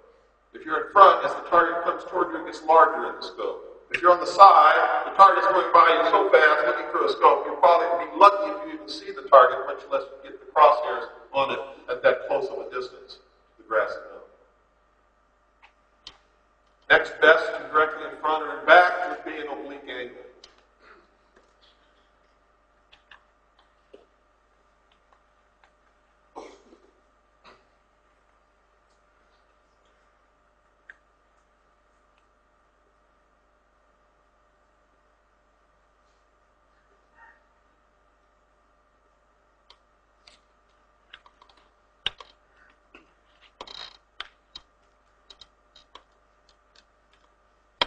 John F. Kennedy was putting a severe kink in the New World Order. In fact, I think if he'd lived, he may have been able to stop it in its tracks. He certainly would have saved the United States from slavery just by the printing of United States notes instead of Federal Reserve notes.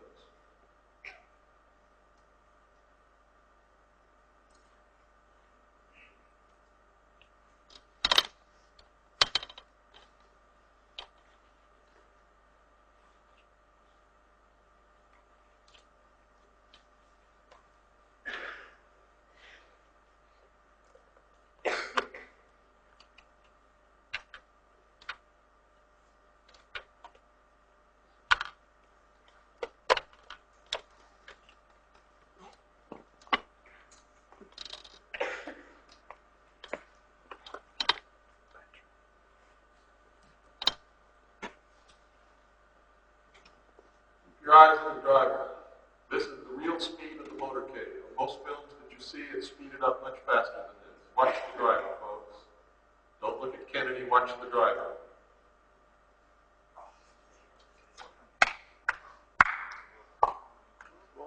You'll see it again. Watch the driver. Right after the driver turns around and appears to shoot Kennedy in the head, watch the right front windshield. This is the first time anybody in the world has seen the whole film with no footage missing. Every frame is in this, except for right here, where it stops and starts. Pardon? This is also the wide-angle view. It's not zoomed in like most of the television productions That's are.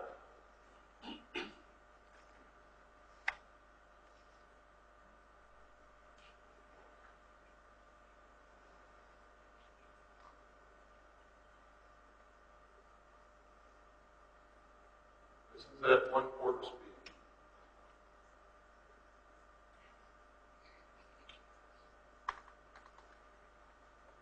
That's the place, that's the only break in the film. It's not missing frames, it's where Zapruder turned it off and then started it again.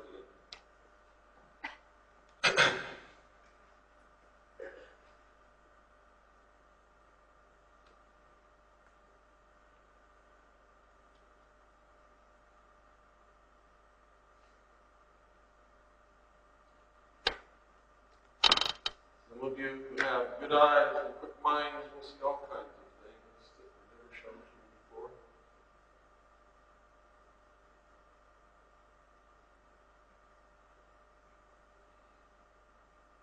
The pastor turns all the way around, sees the Kennedys not dead. He turns around to Greer and says, "Hey, man, he's not dead. What are we going to do now?"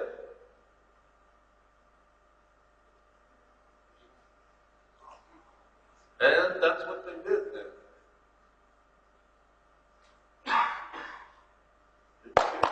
Go through the front windshield.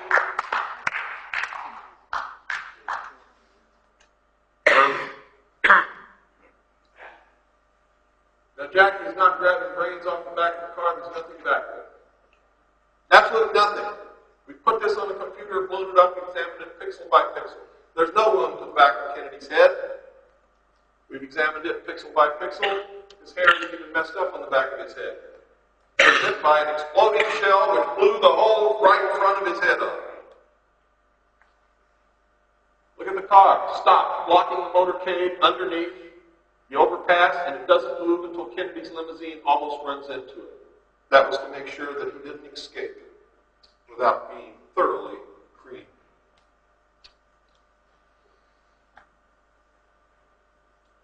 How many shots are you saying? Was it just one shot from the driver?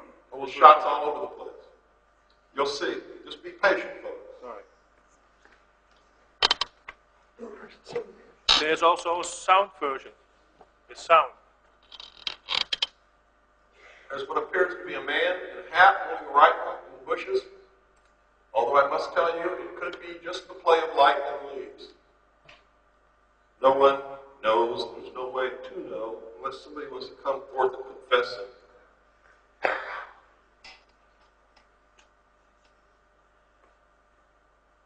On the computer, we can't even tell. If anything, it looks more like the play of light and leaves than a real man with a rifle.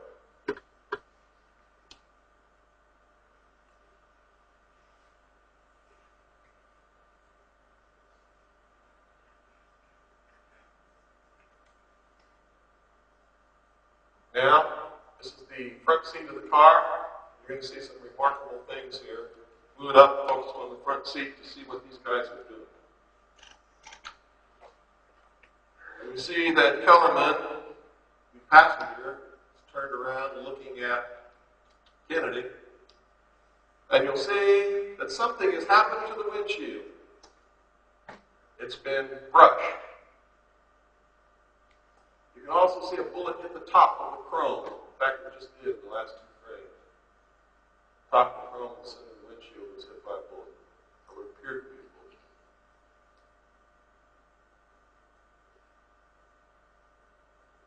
See, Greer is also looking at the president. Greer right there, looking directly back. Now, if you know anything about the training of people who drive cars for important people, he was supposed to have his foot through the floorboard, getting that limousine out of there, not looking around. Kellerman, the passenger, is now beginning to talk. They're talking right now with each other. He's going to lean forward and take the wheel with his left hand, Kellerman's wheel, passenger.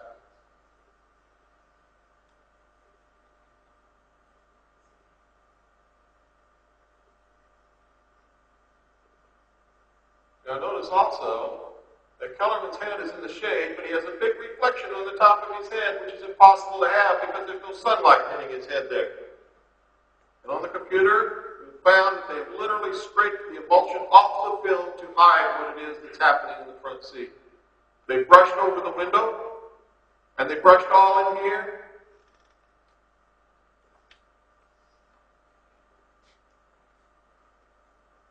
And when they show it to the public, it's usually in black and white, and usually at the fatal moment, they zoom in on Kennedy. They don't show you the rest of the car. Look at that. They've scraped off the emulsion even into Kellerman's forehead. They've scraped off the emulsion all the way up into here to hide whatever it is that Greer's got in his hand and is doing. You see that?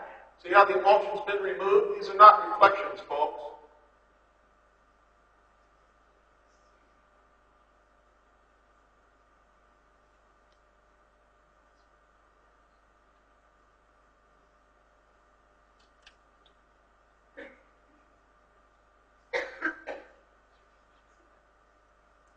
you'll see it even better here in a few minutes. Now, either William Greer, the driver of Kennedy's limousine, turned around and shot the president in the head, just like it said in top secret documents that I saw when I was in the Office of Naval Intelligence, and just like it said in documents that Linda Howell was shown at the AFOSI building at Kirtland Air Force Base, or someone has literally scraped the emulsion off the film to make it look like that way. To take our eye maybe away from something else in the car. And what could that something else be? It could be that this is easily debunked and draws your eye away. It could be that this is really a gun in William Greer's hand and he's really shooting the president because for this entire time he is looking directly at the president as if he's aiming a weapon.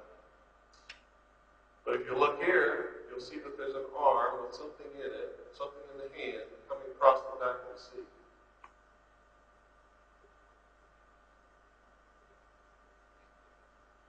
Now this is not a reflection on Kellerman's head, it's above Kellerman's head. This is not a reflection.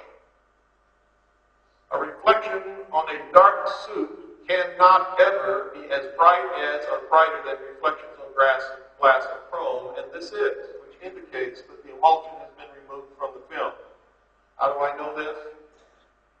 Because I have a degree in photography, and what you're seeing is a videotape made from an original first-generation copy of the Zephyr film, which is in the vault of the intelligence community on 35mm film.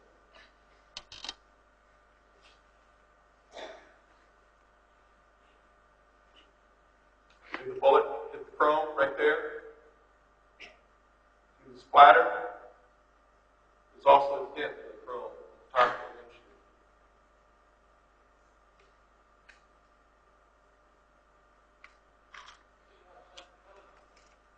I have no idea. Please save your questions for the panel if there's going to be one. We don't have much time, it probably won't be.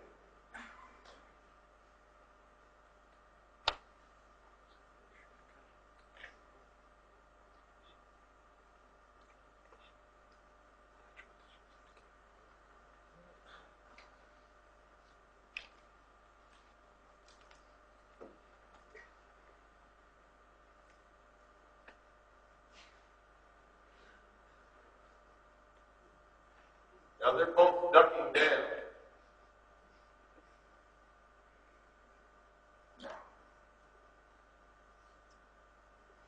You can see something going on with their hands in the front seats, like they're exchanging something. But you can't really tell because it's all been scraped off. See, there's no little sunlight down there. Those aren't reflections.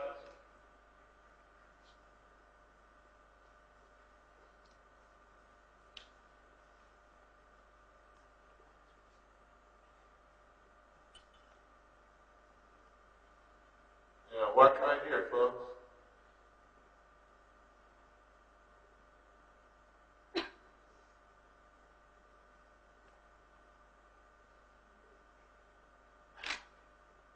See that?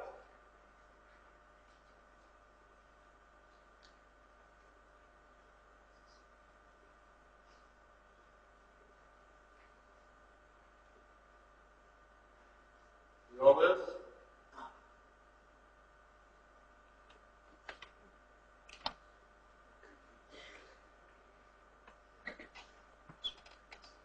Falling down, whatever it is. It appears that a bullet went through the right front side of the windshield.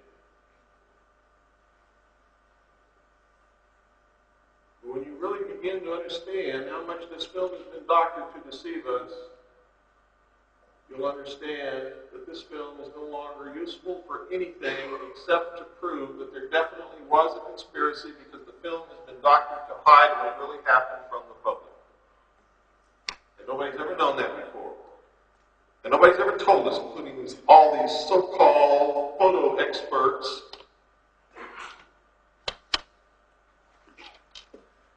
who've been helping conceal the fact. This is not supposed to be in public hands. It took us years, a lot of work, a lot of money, and nurturing a lot of contacts to get it.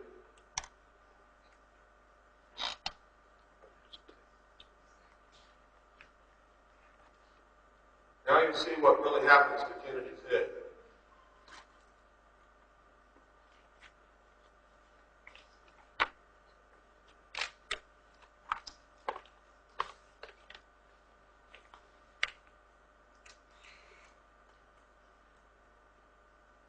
Can't take flash photographs of screens. That's the projector.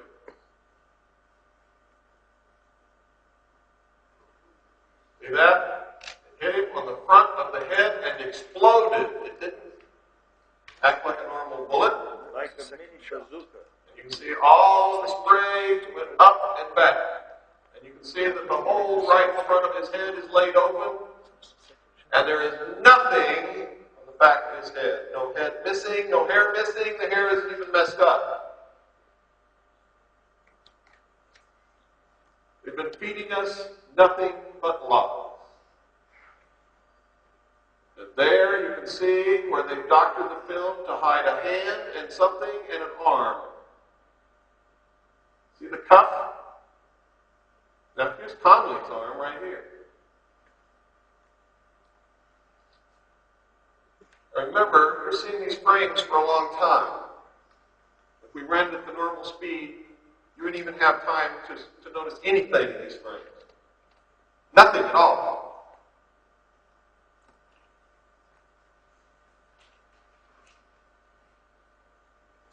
Look at that. All the emulsion is scraped off the film. This is flesh and blood and bone. And it is brighter than the reflections on the chrome. Impossible. Cannot happen. Even on a computer, you can't find pixels with red in it. Which means they literally scraped his whole face right off the film.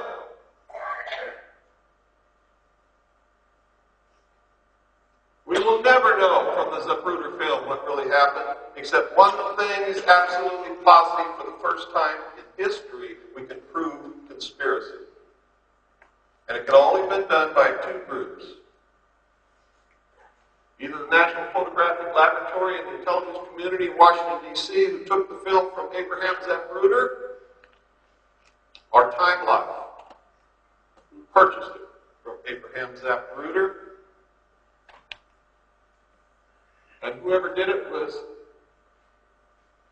also guilty of the murder, because conspiracy says that any member of a conspiratorial group is just as guilty as the man who pulled the trigger. That's the law in my country. Look at that.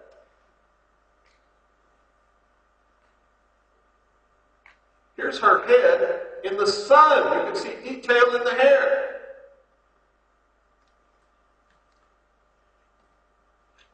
They've been screwing with us all these years.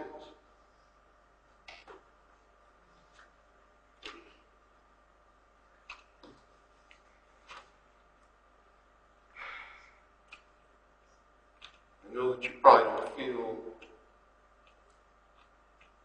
or not as affected as much as I am by it. But all people in the world should be affected by it in some way. What will you do with the cockpit? I'm sorry. What will you do with this cockpit? This copy? Yes, I'll take that.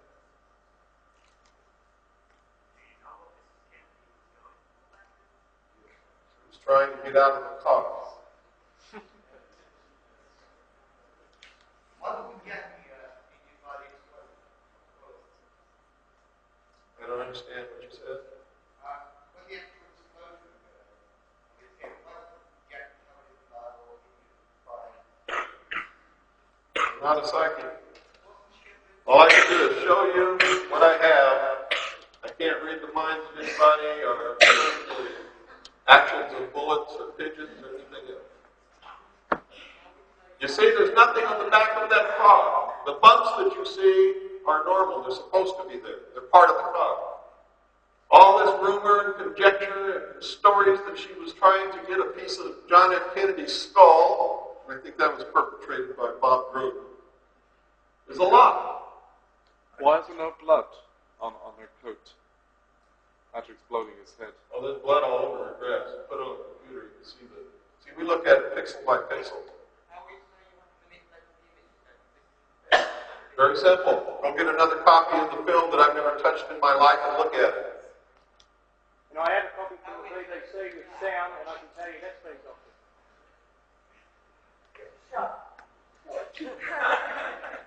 The Man, the original film. I've never touched it. I don't have it.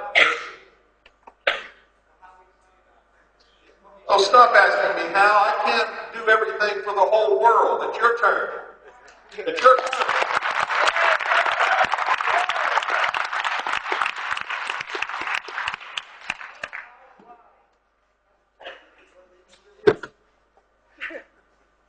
What's happened to the driver subsequently? Driver was abducted today, you mean? According to the records, he died in 1985. However, that names and government aid on a death certificate and a new ID card and a quick move. So we don't really know if he's really dead or if they've just quietly transferred him to some island in the Bahamas and given him a bag of bottles of gin.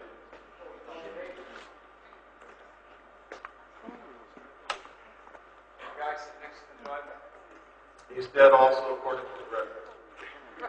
Very expensive. People involved in things like this in the United States government usually don't live long. Do you suspect that Connolly knew this already? Except for G. Gordon Liddy, he never talked. G. Gordon Liddy.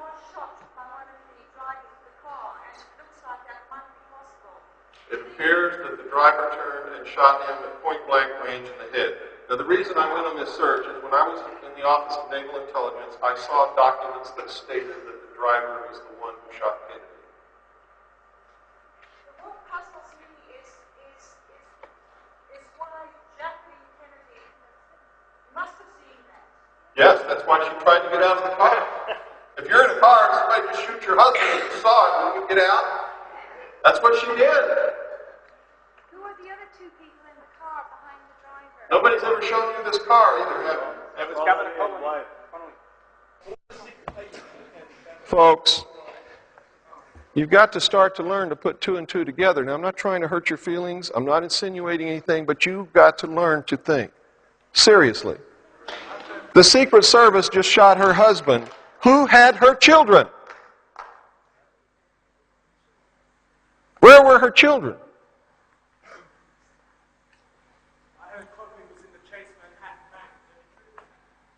I don't know. See the back of the car, folks? The same things on the back of the car there that there was when he was shot. Now you'll see that that's definitely not a reflection on the top of Kellerman's head. We put it on a computer, we found his whole head, and we drew a line around it. And you're going to see it. And you'll be able to see also. You can also see flesh on Greer's face between what appears to be a gun barrel and the top of Kellerman's head. So the old argument that people say, Bill Cooper's crazy because that's a reflection on the top of Kellerman's head, don't hold water anymore. That's where Greer's shoulder really is by computer analysis. And you can see that they've scraped away his whole shoulder even up into the grass area so that you can't tell that he's turned that far around in the seat. That's the top of Kellerman's head.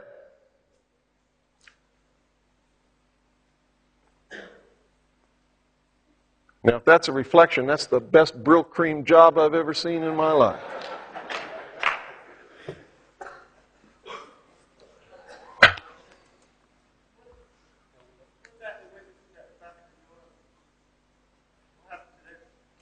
There were witnesses who said they saw the driver turn and shoot Kennedy. They're dead.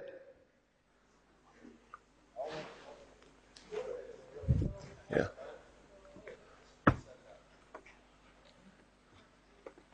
Okay, folks, I wish I could let you see the rest of this because there's a lot more important stuff on here, but time has run out. You're the first people in the world who have seen this and now know this. Please do something about it. Please help us. Thank you. God bless you, and good night.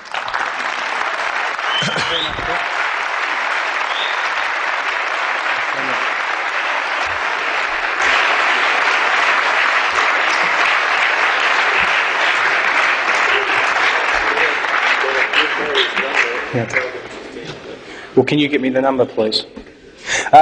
We'd like to close up now. I would like to apologise on the behalf of...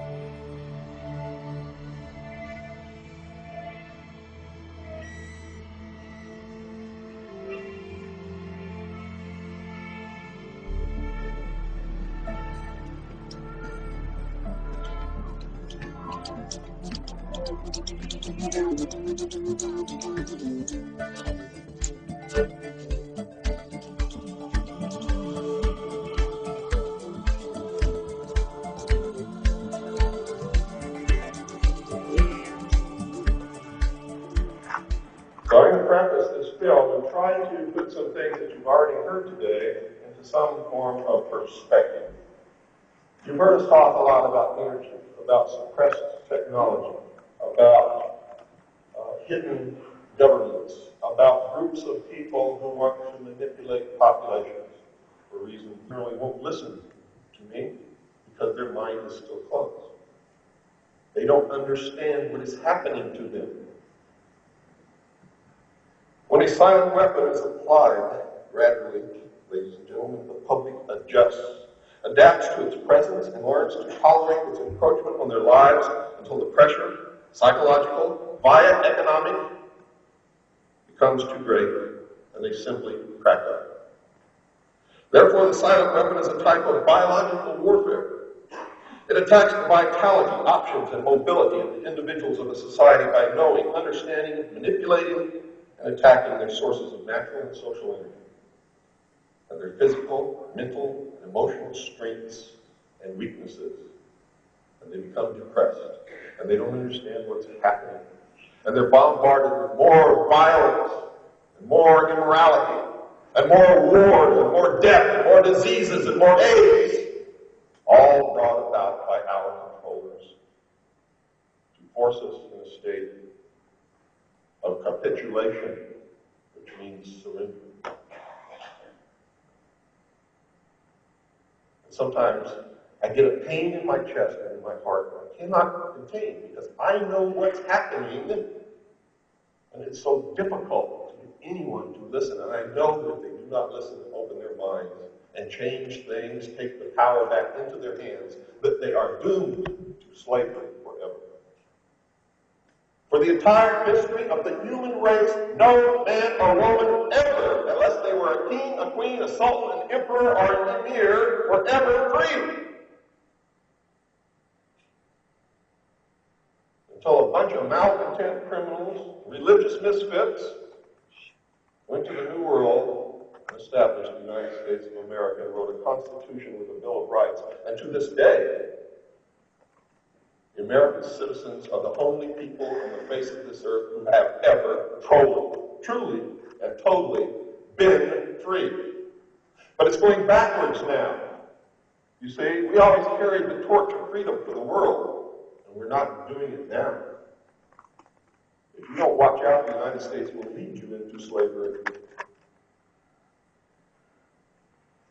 For we've already lost about half of our Bill of Rights, which protects our Creator endowed rights, which were given to us by God. See, we have no constitutional rights. Our forefathers did something that nobody ever did in the history of the world. They said there is a God. And God gave us, man, certain unalienable rights, which no one can ever take away from us. We can't even contract to give them away because they were given to us by God. First time in the history of the world, man stood as a sovereign king in his own right with a government as his servant. And now, I am ashamed to say, the American people do not even vote anymore. They become apathetic, irresponsible, stupid, and lazy. And they're giving it up. And if the United States Constitution and the Bill of Rights fall, all freedom in the world will fall with it. I can guarantee you. All of them. What do you think would happen, ladies and gentlemen, after all the indoctrination that you've been exposed to the movies and television, and even newspaper ads, about extraterrestrials and flying saucers? Now they pump $100 billion in the SETI project and begin to find you to accept that there may be extraterrestrials from outer space threatening this planet. Why, you'd be willing to give up whatever you had to give up, whatever is necessary, your rights, your money, your house, whatever, to join all humanity in a one-world government to face that threat, so that those little green men wouldn't come down here and eat our children. Just like you did in World War II.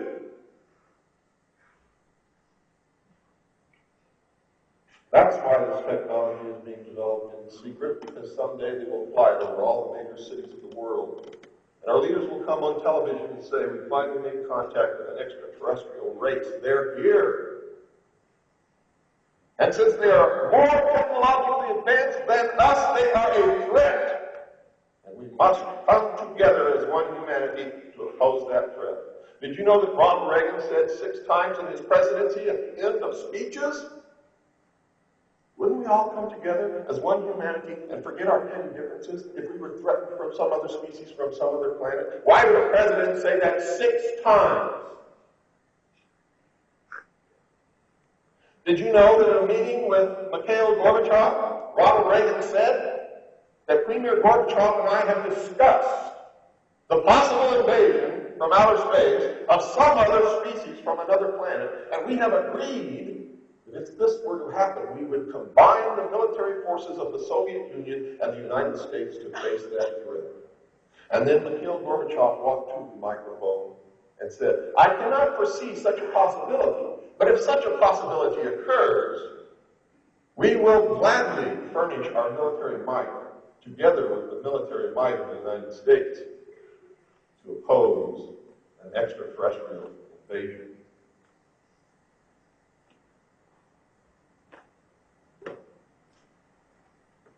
Please start the film now. Ladies and gentlemen, after this film, I'd like you to take a 10-minute break. Please don't be gone longer than 10 minutes, and then we'll start again. Thank you very much.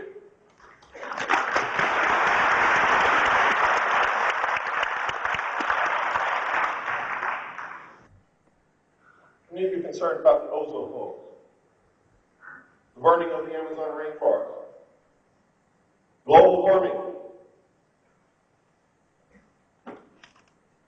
Let me enlighten you. For these are all deceptions, manipulations, designed to ask you to ask for more control. Why is the Amazon rainforest burning? Anybody know? Nobody knows. You see, the first thing I ask when somebody tells me something terrible is happening, I think, why is this happening? Why is it burning? What caused it to burn? Who's behind it? What is the end result of the burning of the rainforest? Climate change. World bankers. Folks, let me tell you what happened down there. Brazil was going along okay. It had too many poor people. About 98% of Brazil are dirt poor people at a poverty level that you cannot even imagine in this country. And we in the United States cannot imagine anyone being able to live under those conditions either, because we've never had to do it. don't understand that kind of poverty.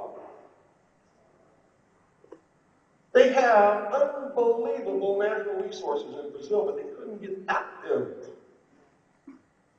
Nobody had the money to get at them and do anything with them. But they have the cheapest labor you could ever dream of, where these people would work for a scrap of bread. They're so poor that the children are considered to be a nuisance, and gunmen and thugs are hired by the businessmen to kill the children. That's the kind of poverty I'm talking about. The World Bank, using money from the International Monetary Fund, went to Brazil. Nobody asked them to go. Nobody asked them to do what they did. But what they did was build a road across the Amazon jungle going nowhere. Huge highway. Billions of dollars. For what? It didn't go anywhere. There were no towns. Nobody had any money to mine anything. The people are so poor. Well, these people knew that those poor people would see that road as the answer to their prayers, heaven on earth, Valhalla, right over the horizon. Because now they had a way to get to land which they never had before, couldn't afford to buy. This was free. So they picked up their kids and their can of beans, and they headed off down the road. When they came to a spot they liked, they began to cut the trees and burn the wood and plant crops so that they could feed themselves and get out of the dirt poverty that they've been living in for the rest of their lives. And the people who built that road knew that they would do it. And they knew that they would burn those trees. And they knew that the soil was so poor they could only grow one crop and would have to move on and chop more trees and burn them, for they had tested everything. And they knew that the rest of the world, being stupid like we are, and being rich and used to having good things, would not understand what was happening and would say, we've got to stop burning the rainforest. But how can you tell a sovereign nation not to burn their own forests? Can't do that, can you? What's the answer? The answer is to make Brazil give up their sovereignty and thus make every nation give up their sovereignty so a world governing body can make sure that the rainforest doesn't burn. You see how easily we're manipulated? And when I said stupid, I mean it. Stupid means mentally crippled. And I don't mean to insult anyone, but before I could reach the point where I'm at now, I had to look in the mirror and say, Bill, you've been stupid for most of your life. Whether you like it or not, you have to admit it, you've been stupid for most of your life, because you can't have a solution to a problem until you admit what the problem is. I was stupid, and that was the problem with me. Most of the people in the world are stupid, and that's their problem. Unless they can do what I did, look in the mirror and admit it, nothing is going to change. Ever. Ever. What is the truth about the ozone holes? Let me tell you. This is my newsletter for July 1st, 1992. The ozone layer and the so-called holes in the ozone layer are one of the biggest hoaxes in history. It is designed to hasten the New World Order. The only answer to such a program, were it real, is centralized control of the Earth's atmosphere and everything that goes into it. In other words, folks, one world government. The treaty signed at the Earth Summit, which made me puke every time I saw it on television in Brazil, were designed to nibble away at the sovereignty of nation states. I tuned into it one day on C-SPAN, and what did I see? I saw this huge wooden dais. Must have taken 40 trees to build this thing, and up on it, we're sitting in this order: John Denver, the Dalai Lama, Whoopi Goldberg, and Al Gore, telling the rest of us that we shouldn't be using trees to build with. Guide me with a spoon. Do you know that these so-called environmentalists were so concerned about the environment, left behind 5 tons of paper trash on the ground? Did you read that in your newspapers? What a joke. Ozone does not stop ultraviolet radiation from reaching the Earth, folks. It is a product of the chemical reaction which does. And there's a simple test that you can all perform. If you can get your hands upon an ultraviolet light, you will have instant illumination It's a product, a byproduct of the chemical reaction that does shield us from the harmful rays. What really happens is that the sun produces light and many other forms of radiation, including the harmful ultraviolet spectrum. The atmosphere contains gases, mainly oxygen, carbon dioxide, nitrogen, trace gases, and other forms of some of these same gases. Take oxygen. The symbol is O, but it seldom exists as the single atom O. That's an ion. Ions don't like to be alone. It seeks out another ion or another atom of oxygen. The two bond together and form O2, and that's what we breathe. You see, there are several forms of oxygen, as there are several forms of helium and many other chemical elements.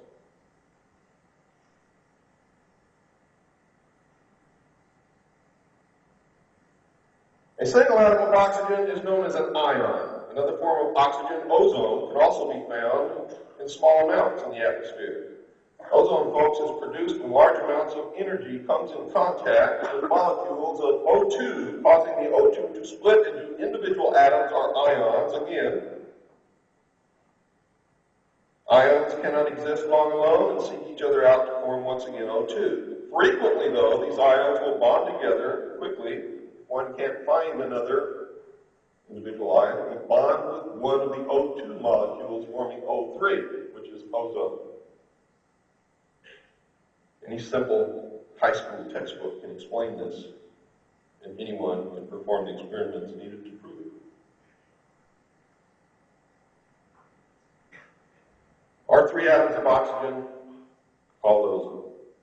Ozone, folks, is only a temporary state because the third atom is always seeking to depart. It's called a free radical, and does so at the very first opportunity that is presented. This may be caused by another jolt of energy, such as lightning, which is the most common form, and that's why you smell ozone in the atmosphere after a thunderstorm.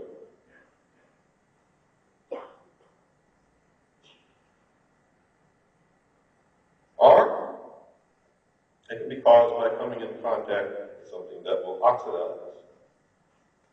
Lightning, folks, is one of the most recognized means of converting O2 into ions. Ozone is constantly being formed and destroyed every few seconds. The largest source of ozone comes from ultraviolet light entering the atmosphere and meeting large numbers of oxygen, or O2 molecules. The resulting chemical reaction depletes the ultraviolet light and splits the oxygen molecule into ions. These ions seek each other, or molecules of O2, and form either O2 or O3.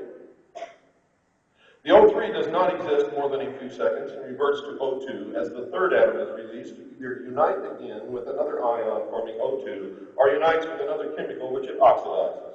As you can see, ozone is a byproduct of the process and has nothing whatsoever to do with protecting us from the ultraviolet light. You can prove this to yourself by getting an ultraviolet light. Gem stores, rock hound stores, people who collect rocks have ultraviolet lights because they use it as one method of identifying certain minerals. Take the ultraviolet light into a room, close the door, smell the air. You will not smell any ozone. Plug the ultraviolet light into the socket, shine it around in the room, and the room will instantly be filled with ozone, and you will be able to smell it with your own nose. Ozone is created by ultraviolet light, and these people who convinced you otherwise are laughing at you. In fact, the whole universe is laughing. It's hilarious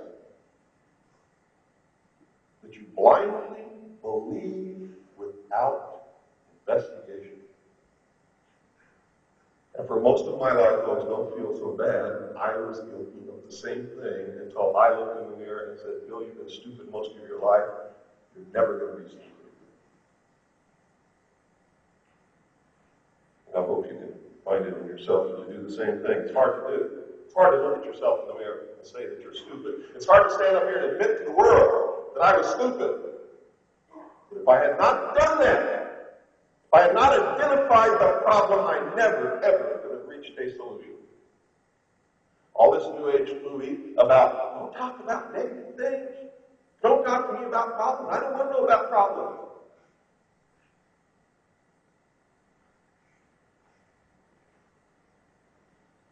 It's terrible.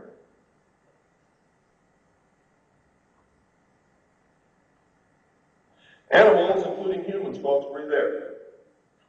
We absorb the oxygen from our lungs into our bloodstream. The body burns this oxygen, creating carbon dioxide. We exhale this waste gas along with the inert gases.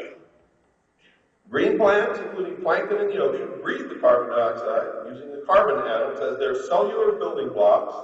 When they are done, they exhale the oxygen. As long as there is oxygen in the atmosphere and as long as the sun produces ultraviolet light, we will always have plenty of ozone in the atmosphere. Do we really need it? The answer is yes. But not to protect us from ultraviolet light, folks. You see, ozone, O3, kills harmful bacteria and provides a more ready form of oxygen than the common form called O2. And yes, we do need it. But it doesn't protect us from ultraviolet light at all. The only place where the so-called ozone holes occur are near the poles in the Arctic and Antarctic circles, and I thought sure everybody could see through that. What, you got 3 explorers up there, matching a weather station, using too much damn hairspray? I mean, how come the hole isn't over London? Or Los Angeles? Where they're using all of this stuff. No, he's not wrong. I'm sorry that you feel so bad about finding out that you've been suckered, but the truth is I am absolutely right, and you can prove it to yourself. And if you continue to yell and holler, you will have to leave this auditorium.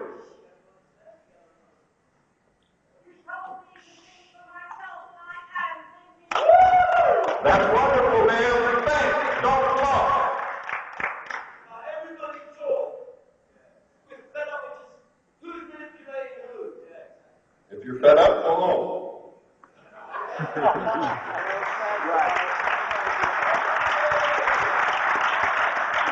is like a television set, folks. If you don't like what you're viewing, turn it off. If you don't like what you're hearing, nobody has chained you to your seats. Period. I'm here to give you information, not to kowtow to you, not to make you feel good. Let him talk first.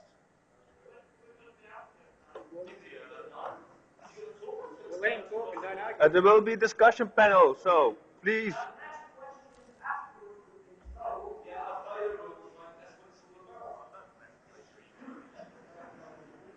The only place where the so-called ozone holes occur are near the poles, folks, in the Arctic and Antarctic circles. The reason for this is that the Earth is tilted on its axis as it moves around the sun, and twice a year, one pole does not get hit with sunlight. Therefore, the reaction does not take place. And it is not a hole that is being observed, it is an absence of the reaction. There are no CFCs at the North and South Pole. There's nobody up there spraying vast amounts of CFCs from spray cans, hairspray, or anything else into the atmosphere. Period. It's not happening. It is a manipulation. And you're going to find out why in just a couple of minutes. The holes only occur, and you'll notice this, in winter, at whichever point is experiencing the winter. Never occurs in the other time. They occur where the Earth's tilt causes a perpetual night during the winter months and where no ultraviolet light is coming into contact with oxygen. Thus, there is no production of ozone. Another so-called hole will predictably appear at the other polar region when that hemisphere is in its winter months. And if you'll go back to the newspaper articles which announces the holes at the holes at the poles, you will notice that wherever the hole is at the pole that it is at is always in the winter. That pole is not receiving sunlight. You should know by now that they are not holes at all, but only areas where the ozone-producing chemical reaction between ultraviolet light and oxygen does not occur. You should have also deduced from this process that the so-called holes will seem to appear and disappear as the region moves from winter into summer and then back again into winter. The whole process is a natural cycle, it is predictable, and it's very simple to understand. The scam that CFCs deplete the ozone layer, which is non-existent, can be easily exposed. Most of the CFCs in the world can be found in the northern hemisphere, where most of the rich nations are located. Why then does a so-called hole appear over Antarctica? Antarctica every southern hemisphere winter? Why not over New York or Tokyo or London, Paris, Los Angeles, or Stockholm, where the CFCs are in the most use and thus can be found in the atmosphere in the largest amounts? Is there a vacuum cleaner that immediately sucks them up and transfers them through a great hose to the poles? I don't think so. It's because, folks, the whole thing is a hoax designed to make people who cannot think for themselves scream for total control of everything, and thus help to usher in the one-world totalitarian socialist government that is coming as sure as you're breathing and living and sitting in this auditorium, if we don't change things. And we can. Now let's take a hard look at chlorofluorocarbons, or CFCs. According to the doomsday prophets, chlorofluorocarbon molecules are going to rise to the stratosphere, where ultraviolet light radiation will break them up, releasing chlorine molecules which will act like a hungry cookie monster and eat all the ozone molecules. This will cause an ozone hole and everyone will get skin cancer. Right? Wrong. Now let's look at what they don't tell you. According to measurements, only 1% of CFCs actually break up in the stratosphere. It's a heavy molecule. It's very difficult to get a molecule of CFC into the stratosphere or even near it. So that 7,500 tons of chlorine are being released into the stratosphere every year. That is for the whole atmosphere in a year's time for the whole of humanity on this earth. The amount of chlorine spewed into the atmosphere from natural sources makes that measly 7,500 tons look like a little drop in the ocean.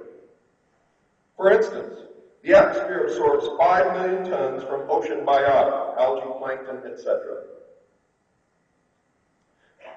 84 million tons from biomass burning, 36 million tons from volcanoes, and 600 million tons from seawater. This does not include a volcano like Mount Pinatubo, which loaded at least 20 million tons of chlorine into the atmosphere, of which a very significant portion went into the stratosphere.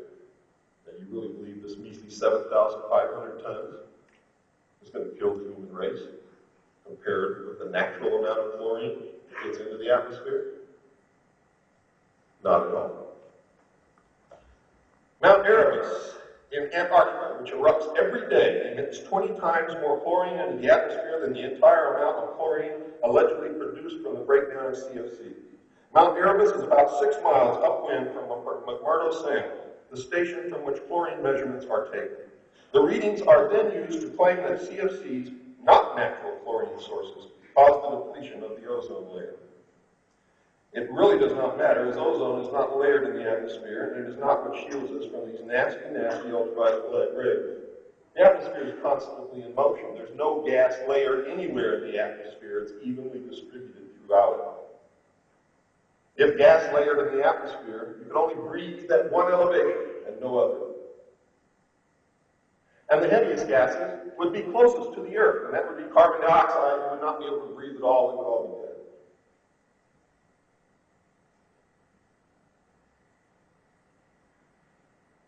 The case is exactly the same with halogens. The doomsayers want all halogen fire extinguishers banned because they produce bromine. This chemical is supposed to be a super ozone destroyer, 10 times more dangerous than CFCs. The actual amount of bromine released is very insignificant, perhaps not even measurable, because most of the bromine that's actually in halogen is destroyed in a chemical reaction during fire suppression. On top of that, they never have a life long enough in the atmosphere that is necessary to even get to the stratosphere. Ozone levels over a measured period of time shows a clear oscillation from year to year. If you were to compare the cycle in ozone levels with the number of sunspots over the same period, the correlation is very clear. An 11-year and a 22-year cycle in ozone levels matching the sunspot cycle are clearly evident. A major influence on the density of ozone in the atmosphere is sunspots, solar flares, the influence of the sun. It is how ozone is created in the first place. Billions of tons of ozone are created every instant and are also destroyed every instant. In 1988, the Ozone Trends Panel released a report supposedly documenting that there had been a 3% depletion in the ozone layer over the northern hemisphere. They gave a press conference. They handed out a summary of the report, but the report itself did not come out for another 3 years. When it came out, what it said was actually totally different from what they reported at the press conference, but that was buried on the last page of the newspaper. But it scared everybody, and it got everything into motion that was necessary to ban CFCs. Then they gave a whole sequence of conferences after that with the same modus operandi. They gave a press conference in April 1991 that claimed 8% ozone depletion. No scientific paper to follow it up, no peer review of the data. Last October, they gave another press conference where they claimed something very similar, but again with no report, nothing published in the scientific literature, and no scientist on the face of this earth who would back up their report publicly. On their 1988 press conference, the Ozone Trends panel picked a very curious date, 1969, to start their analysis of worldwide ozone data, and they ended in 1985, 17 years, or 1.5 solar cycles later. If you draw a straight line from 1969 to 1985, you get the ozone depletion level that they claim. But if they had used the 22-year period between 1962 and 1985, there was no change. It's entirely a decision of what date they picked to begin their measurements, one of the most critical features of how they've been manipulating public opinion. Another way the Ozone Trends panel manipulated their data to scare the public involves the enormous variability in the ozone in the atmosphere from day to day, month to month, and at different times of the year. Density of the ozone in the atmosphere over the northern hemisphere in March is much greater than in October of the same year, a 40% difference, and it happens every year according to the natural cycles previously described, without fail. The panel started measuring the time of year when the ozone is densest and stopped in the part of the year when it is the least dense. Again, these groups are manipulating the data intentionally to scare the public into believing there is a danger which does not actually exist. They also claim a drop-off in CFC concentrations, going from 100 to 5 parts per trillion in just the first 2 or 3 kilometers upon entering the stratosphere.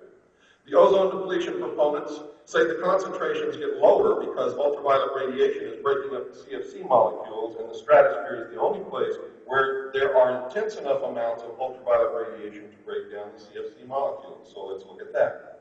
The stratosphere starts around 25 kilometers above the Earth's surface, and very small amounts of ultraviolet radiation in the range necessary to break down CFC molecules even get within 30 kilometers because they've already struck the oxygen molecules and have been seriously depleted.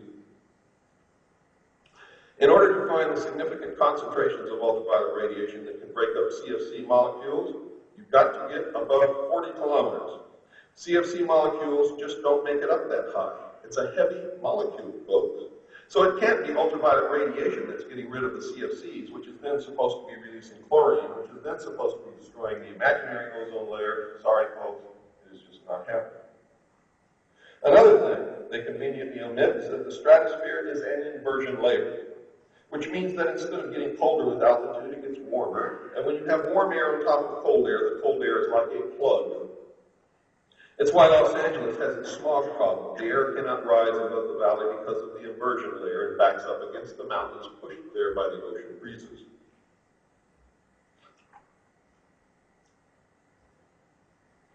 The air remains trapped. Whatever air makes it to the upper part of the atmosphere comes right back down because of this plug. There's no evidence that they're being broken up at all. Show me a scientific paper. Anybody, show me a paper written by a scientist that says this. They don't exist. The threat touted by the doomsayers is increased skin cancer, which is a blatant lie.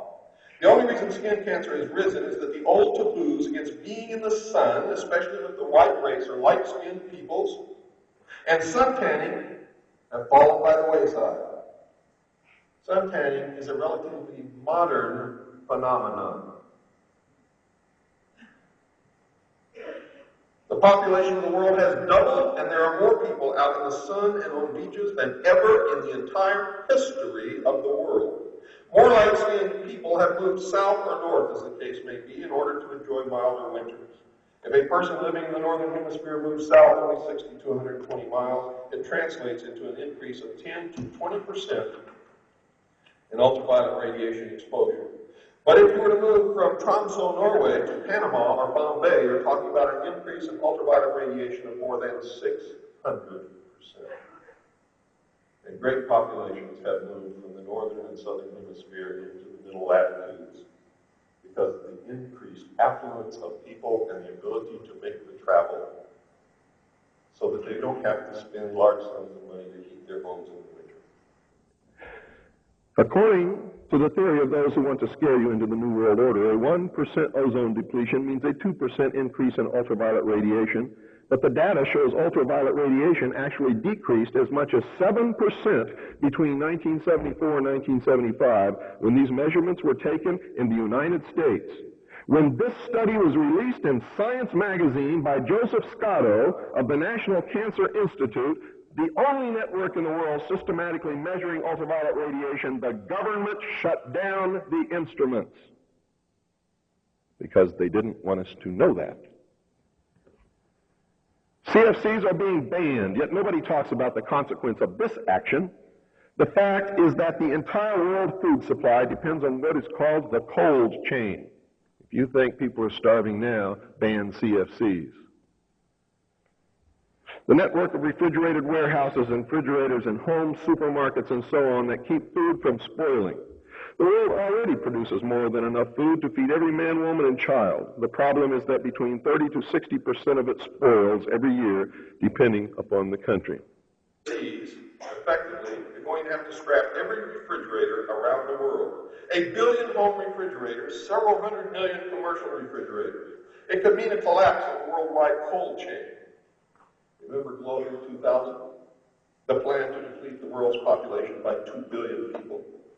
To make it worse, any potential drop in substitute cannot presently be used in any existing equipment. So you've got to build entirely new equipment. And who benefits? And that's the first thing you should always ask. Who benefits? The multinational corporations, those who manufacture new equipment, and the chemical companies that could make hundreds of billions of dollars in revenues every year from the ban of CFCs. The truth is, the patents of the multinational corporations on CFCs are expiring. And when they expire, anyone can make CFCs dirt cheap, not at the price that they've been charging us. They don't want to lose that money.